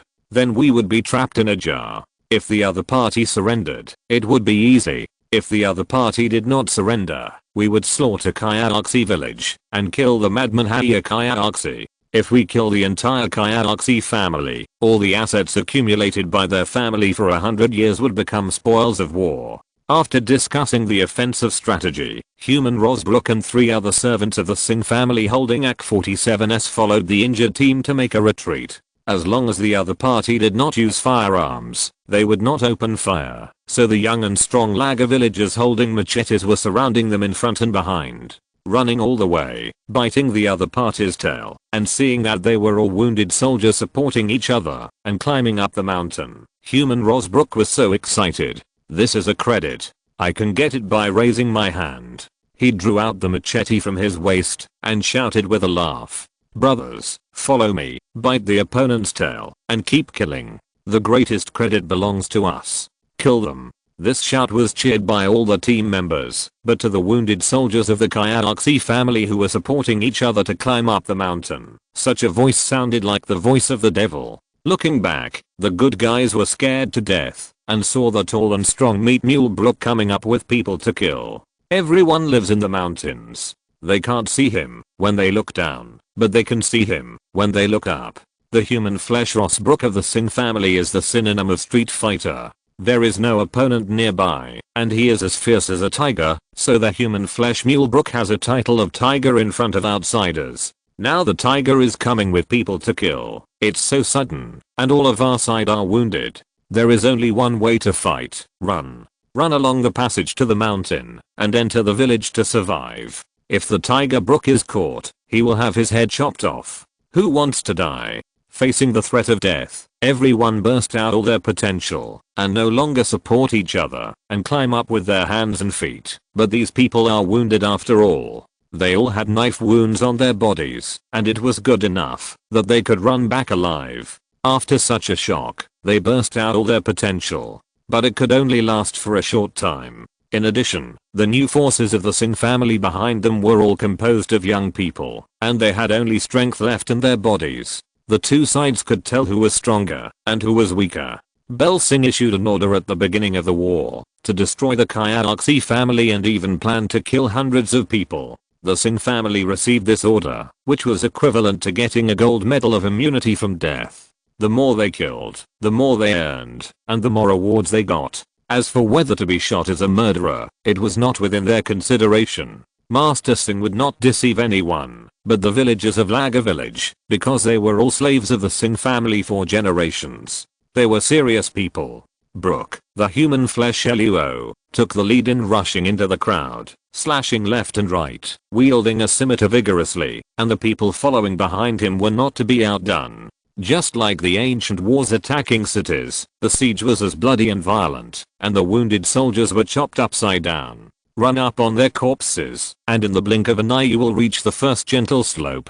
There are 2 more gentle slopes on top, and you can enter Kayalaxi village. The best option is to kill them all in one go. Chapter 172, War Movie Gunfight. The Singh family's fierce human mule Brook was as fierce as a lion. Every time he stabbed, he slashed at the vital points. Musha Singh, who had the highest mortality rate, led the Kayalaxi family's wounded soldiers who stayed behind like a tiger into a flock of sheep.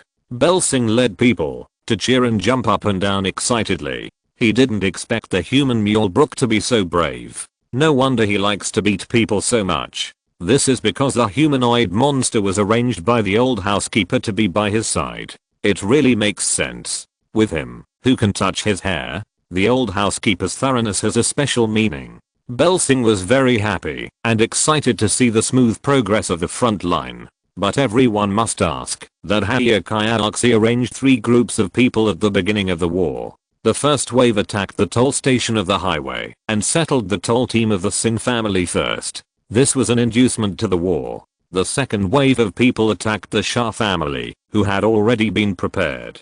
The Shah family killed them and suffered heavy losses. But the 2 teams set out very shortly. Logically, Haya Kayalaxi should have led his men to set out long ago, and the Kasina family's Laga Valley to cut off the firewood from the bottom. To block Bel Singh at home, why did the Singh family and the Shah family join together to chase the wounded soldiers of the Joshi family and come to Kayalaxi village again? Why didn't Haya Kayalaxi, the initiator, see him halfway? That's because Haya Kayalaxi had already taken someone out when the Kayalaxi family and the Shah family were fighting. But just halfway through, he didn't expect to meet the housekeeper who had been defeated and escaped. After careful questioning, he learned that the Asher family had already joined the war. Then, as the head of the Singh family, who was in a dominant position, Bel Singh must have taken people to cut off his retreat halfway. So Haya Kayalaxi was afraid that his retreat would be copied, and afraid that his base camp would be attacked. At that time, if he took people outside, it would be easy to be surrounded by dumplings by the Shah family and the Singh family. At that time, it would be only a matter of time before he was defeated. After balancing the interests, they could only take the wounded soldiers and the useless housekeeper and withdraw the main force to the Kayalaxi family to prepare for defense. But they didn't expect the Singh family to come so quickly. The wounded soldiers behind them were bitten by the tail and killed before they returned to the village. The village where the Kayalaxi family lived was very similar to Huashan Mountain, with only one passage up and down the mountain. In the middle were the wounded soldiers of their own family who wished their parents had 2 less legs and climbed up desperately, and below were the Singh family who were like wolves and tigers, all blocking the middle of the road into the village. This made it difficult for Haya Kayalaxi, the old rogue, to deal with it. The wounded soldiers who had been frightened by the killing did not listen to their orders and turned around to fight, but climbed up desperately, leaving the back to the opponent. Isn't this courting death? These people who only care about escaping don't have much fighting power, but if they rush up, the Singh family will definitely follow them, and then the defense measures for the entrance to the village that the high-caste family is proud of will be completely paralyzed. He did not achieve any defensive effect, but he was blocked at the entrance of the village with his fresh troops, and he could not stop the Singh family from entering the village. He could not get out because of the wounded soldiers in the middle. If he killed all the wounded soldiers, he could face the Singh family with his own advantage. But to kill all the people who were either relatives or friends in the same village, let alone fighting, it would be good if he did not overthrow his rule. So now the old rogue high-caste is in a dilemma, and his throat is broken, but it is useless. Seeing that the Singh family is about to kill, these damn slaves do not know how to turn around and resist to stop the other party's advance. You know, if the other party follows you and kills you, the whole high-caste village will be finished. But how many people are not afraid when facing death? High-caste, the old rogue, shouted until his voice was hoarse, but no one listened to him. At this time, his old housekeeper fully demonstrated his identity and quality as a lackey and spoke loudly to high-caste next to him. Master, make a decision. There are still more than 10 meters. The enemy is about to rush up. Even if we have countless people, we have been scared by the Singh family. How much combat power can we exert? The remaining dozens of wounded soldiers will die. We must not let the Singh family rush up. Otherwise, we will really lose. Master, use your guns. If you don't use your guns, we will lose miserably. The Singh family has guns, and the Shah family also has guns. Doesn't the high-caste family have guns? Not only do they have guns, but there are also quite a few of them. Although most of them are old firearms from the Second World War, guns are guns. Even the Type 38 rifles used by the Japanese army during the Second World War are also hot weapons. The lethality should not be underestimated. After the reminder of the lackey butler, high-caste, the old rogue, felt a little enlightened. Yes, organize 20 guns to ambush at the entrance of the village for defense. Not to mention the Singh family. Even if the regular Indian army comes, they can't fight up the mountain. Don't even think about entering the village. If you want to be invincible, you can wear out the Singh family by defending for a few months. By then, the Singh family can't bear the loss of stalemate and will withdraw. At that time, they will negotiate and pay a price. If they can keep their family's territory, they can get as much money as they want. Now they are at the moment of life and death. Their family is about to be destroyed. Will they care about the safety of dozens of slaves and wounded soldiers? In order to stop the attack of the Singh family, high-caste is willing to pay any price to save his family. How many slaves are there? Can it be compared with his own safety? So the old gangster shouted like a madman to the dozens of guards who were not far behind him and holding various firearms. You idiots, didn't you hear the housekeeper's order? Are you holding a fire stick or a gun? Load the bullets, shoot, knock down everyone in the mountain passage, no matter who he is. I will kill him, quickly. The dozens of people holding guns are all the sons of the high-caste family. They are servants for generations and slaves. The order of the master of high-caste is an imperial decree. These dozens of people pulled the bolts of their guns without hesitation, divided into two groups, and fired in a kneeling position, forming a crossfire. For a while, it sounded like popping beans. When Belsina heard the first gunshot, he knew that trouble was coming. Since the other party was looking for death and used hot weapons first, this is not a fight between two villages, but a feud between two families. It's okay if you don't shoot. I can spare your life as long as you use the gun. There is no reason to let you live. In order to reduce the loss of the most loyal servant of the family, Belsina instructed himself the moment the other party fired, and a very loud voice came from the side, giving orders to the attacking human flesh Rosbrook. Listen up, Brook. The enemy has already opened fire. Master Singh told you to shout as loudly as you can.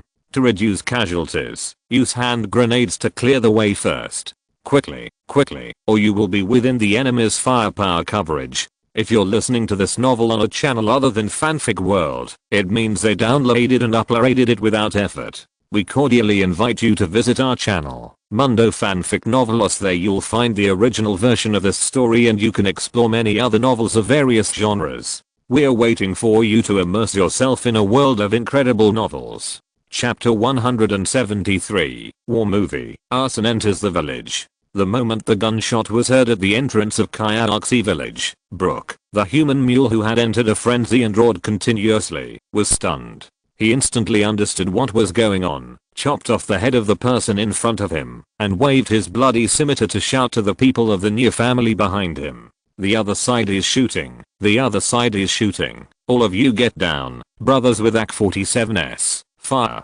Didn't you hear the master's call? Take out the grenade. Blow up Kayalaxi, this son of a bitch. Now it was lively. More than 20 meters away, the people of the Kayalaxi family were divided into two groups and guarded the entrance to the village, forming a crossfire. They didn't care whether the wounded soldiers at the bottom of the mountain were from their own family or not. They just shot.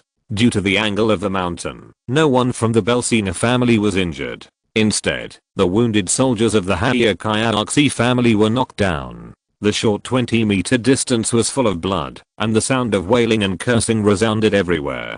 Before the other side fired the second shot, Singh's order had been issued, and the 4 AK-47s of the Singh family who rushed to the front opened fire first. Although the AK-47 has a simple structure, it has fierce firepower and a very low failure rate. It can be used under any natural conditions. It is the most popular automatic rifle in the world. It can finish 20 bullets in a few seconds and fire 20 bullets in a few seconds. What kind of firepower is this? The people involved in the country bumpkin Josh family were having a great time, although they knew that the Singh family, which was also a local wealthy family, would definitely have guns in their hands. But knowing is one thing, but these people don't care. They think that the Singh family actually has guns and brought them, but they are just the same weapons as them. There are so many people on their side that they are not afraid of the Singh family. But they didn't expect that the other party would actually take out a big killer like AK-47 and shoot at an elevated angle, which made the people of the Josh family suffer a big loss. A dozen people in the front row at the village intersection were knocked down on the spot. Almost everyone was shot into a sieve and died on the spot without even a scream, with red and white blood flowing all over the ground. But this is not the end. The remaining people of the Kayalaxi family were so scared that they lay on the ground. Kayalaxi, who was under the protection of the gate, heard the sound of tearing a rag at the foot of the mountain. He was already scared out of his wits. He lay on the ground with his hands on his head and wailed. For the first time, this high-ranking Brahmin felt the approach of death, what fear was, and what helplessness was. When the sound of gunfire like popping beans stopped, there were wailings all around, and broken limbs and arms flew everywhere, but the gunmen of the Kayalaxi family were not relieved yet. 4 or 5 round, smoking black objects flew from the bottom of the mountain. When this smoking black object fell at the feet of some people, everyone was stunned. Before they could react, 5 consecutive huge explosions echoed throughout the valley. The birds on the mountain were scared and flew everywhere, and after the smoke, the entire Kayalaxi village entered the mountain. No one could stand up, except the dead and wounded. At this time, Brooke, the human mule at the foot of the mountain, saw a satisfactory effect. He felt like laughing out loud, and put the AK-47 on his chest, holding his mouth, and laughing to his brothers around him, and behind him with blood on his face. It's so damn good, brothers. The Kayalaxi family is right in front of us. Brothers, charge. It's time to make meritorious deeds. Ha ha ha, you bunch of idiots. What are you waiting for? Follow me and charge. To be honest, when the grenade resounded through the valley, whether it was Kayalaxi village, or the Singh family at the foot of the mountain at the entrance of the village, all the people of the Shah family were shocked and stunned. The people of the Shah family did not expect that Bel Singh, who was only 15 years old, was to rule. The fight between the two villages actually used a big killer like a grenade. This was the rhythm of playing the other side to death, and they would not stop until they played to death. When everyone reacted, the first wave of attackers had already entered Kayalaxi village under the leadership of Rosebrook. The entrance and exit passages have been cleared, so what are you waiting for? Kayadaji village has a large population. Knowing that they will die, they will definitely fight to the death. Who has the time to waste here to end the battle as soon as possible and deal with various matters as soon as possible? So Belsing, who was at the foot of the mountain, saw his people rushing up and laughed and waved his hands, and the Singh family behind him ran forward with a roar. The large army entered the village. The whole Kayadaji village was like a Japanese invader entering the village, a chaotic scene. Screams, curses, crying and begging were heard everywhere. These Indians, who were used to being oppressed by the masters of the upper castes, were really terrible when they really got angry. It can also be said to be hateful. The so-called winner is the king and the loser is the enemy. The war between two families is like the war between two countries. The loser will be dealt with at will by the winner. At the moment of breaking through the capital of the other party, anything can happen, not to mention the joint action of the two families. To deal with the other family, without the clear instructions of Belsing, some cruel things happened inevitably. The troops organized by the Singh family are all young people, full of blood, and have experienced a face-to-face cold weapon fight. How many people who struggled back from the brink of death are mentally normal? If these people don't vent, it is easy to have some problems. Therefore, the first wave of Singh family members who rushed into Kayadaji village were no different from the Japanese invaders. There was violence and blood everywhere. Robbery, rape, arson, murder and other negative emotions could erupt. But Belsing did not stop them, let alone care. They were all rewards that the victors deserved. This was a moment to relax his slaves who had gone through life and death. This was a moment to make a fortune. Even if his family did not do these humane things, wouldn't the people of the Asher family do it? It would be better to give them a bargain than to give them a bargain. Singh is most concerned about whether Kayadaji, who was seriously injured by the grenade, can survive. The first thing he did when he entered the village was to organize the family's most elite servants. With the still sober Kayadaji family butler, he ran straight to a two-story sand yellow castle in the center of the village. This was the Kayadaji family's base camp, Kayadaji Castle. On the way, he met many villagers from Kayadaji village who were hiding in panic. Belsing had no time to pay attention to these mice and took the family's most elite people. The two heads of the Kayadaji family, who were suppressing the Kayadaji family, ran to the Kayadaji castle in just 3 minutes, or violently blew open the city gate and rushed in. Chapter 174, Confiscation of Property and Extermination of the Clan. When the loud noise of the door breaking sounded in the luxurious sandstone castle, it attracted exclamations and screams. Before the smoke and dust had dispersed, the human mule Brook led the most elite warriors of the Singh family to rush in, and then heard the AK-47 echoing in the hall. At this time, Belsing was about to step in, but he didn't expect to be hugged by the old butler behind him. Before he figured out what was going on, he felt his body soaring into the air, and fell heavily on the right side of the castle gate, and then heard the stone, where he was standing, and the ground splashed with dust. Just as he was about to get up, he heard the old butler Jamal roaring in the living room in frustration. "You idiots, hurry up and search for adult men with guns. Master Singh was almost shot in the head by a sniper just now. If the master is in such a dangerous situation, I will peel off your skin." At this time, Persina was so scared that he was sweating coldly. He carefully looked at the other side of the door and heard a roar like a beast in the living room. Then there were the sounds of kicking the door, gunfire, women screaming, and children crying. He almost lost his life just now. Who on earth could remain calm in such a chaotic scene and ambush him on the second floor of the castle to snipe him? It was really cruel. It seemed that, if he didn't kill them all, he would be sorry for the sniper. Since he wanted to kill him, he should bear his anger. Belsinger, who wanted to spare the women, children, and the elderly of the Kayadaji family, was upset by the sudden sniping. If you don't get rid of the roots, they will grow again in the spring breeze. Being kind to the enemy is being cruel to yourself. Who knows what the consequences will be if you let go of any underage child of the Kayadaji family? Will this child come back for revenge 10 years later? These are all unknowns. In order to protect his family well, he must not leave any hidden dangers, so Belsinger made up his mind to kill the Kayadaji family.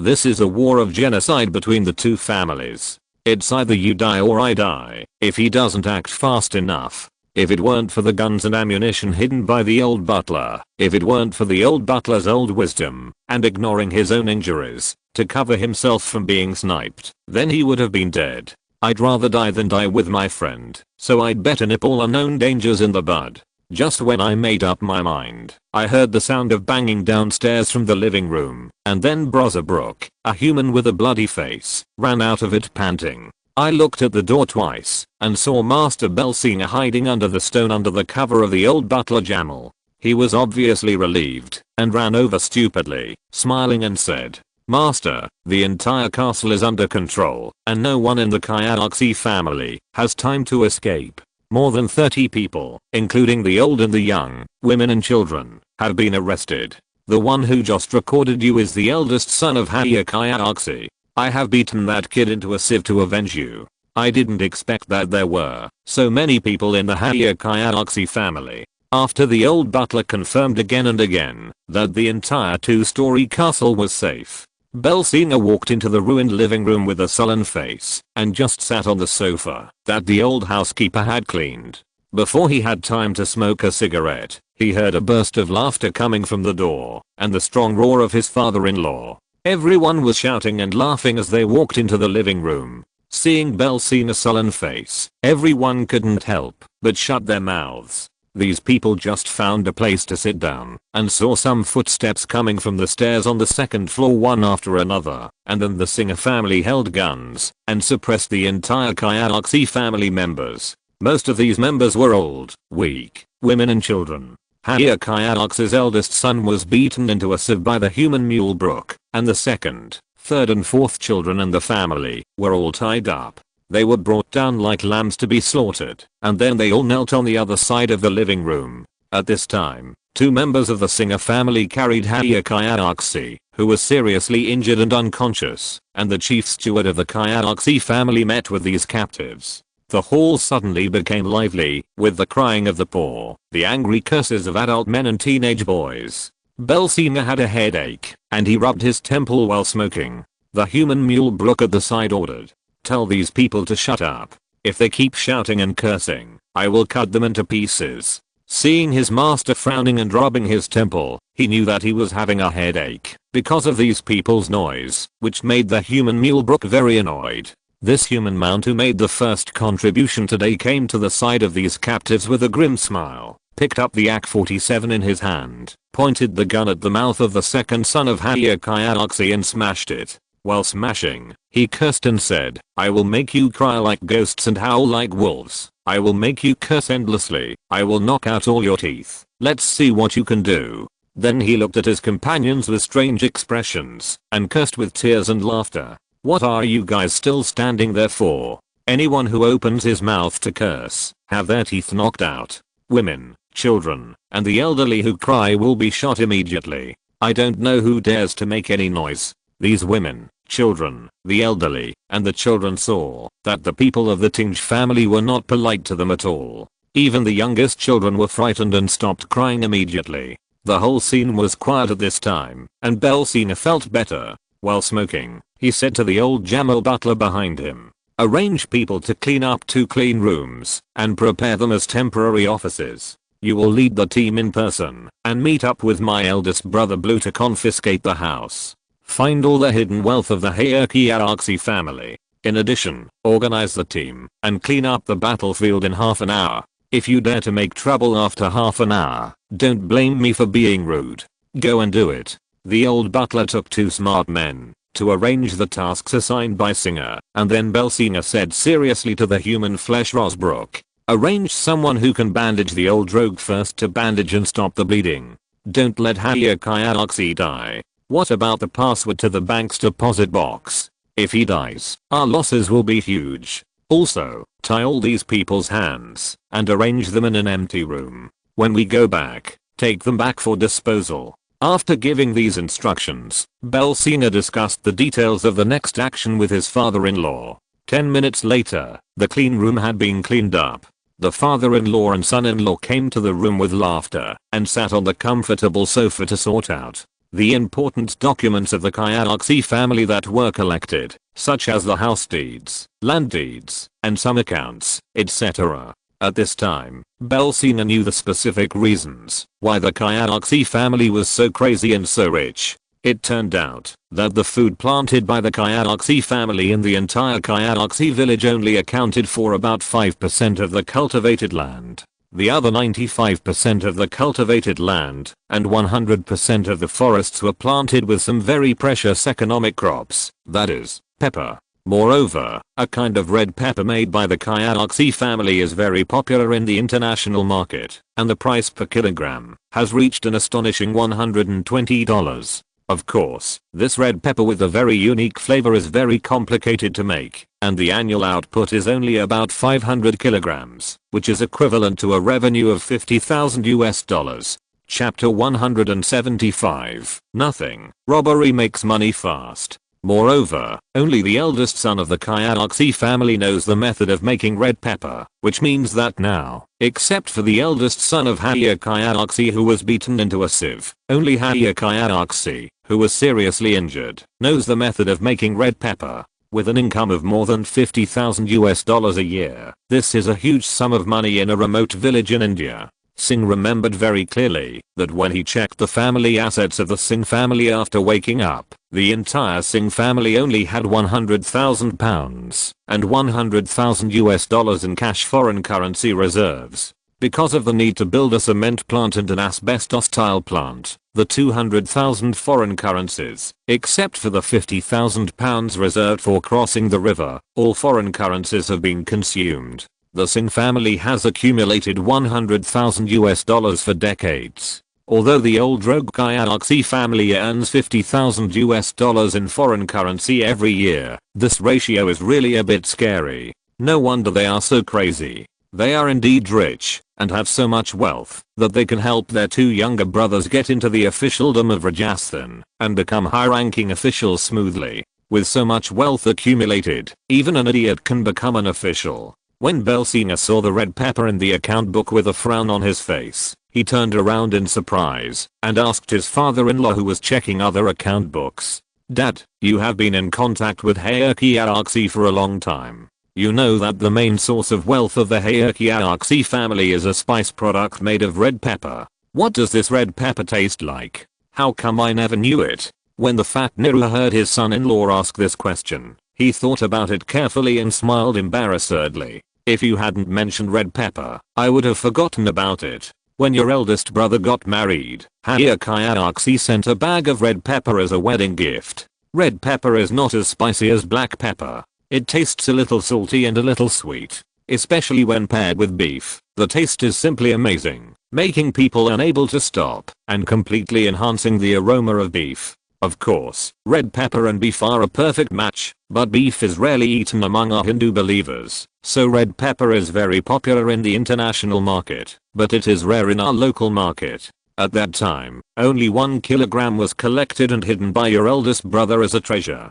I only tasted the taste of this pepper twice. If you didn't ask, I would have forgotten it. I didn't expect that my eldest brother-in-law actually hid such a good treasure. How could Lina forget this bag of red pepper when she looted the Shah family's dowry? But now that I control the entire hierarchy family, when can I not taste the taste of red pepper? Let my eldest brother-in-law hold that kilogram of red pepper and dream sweet dreams. Of course, although red pepper, a more distinctive spice, is expensive, just like cat shit coffee, people who know it regard it as a delicacy. People who don't know these special spices don't think red pepper is so delicious, and it's not as fragrant as black pepper. As the saying goes, everyone has their own preferences. It's hard to satisfy everyone. It's the truth that others like you but you don't.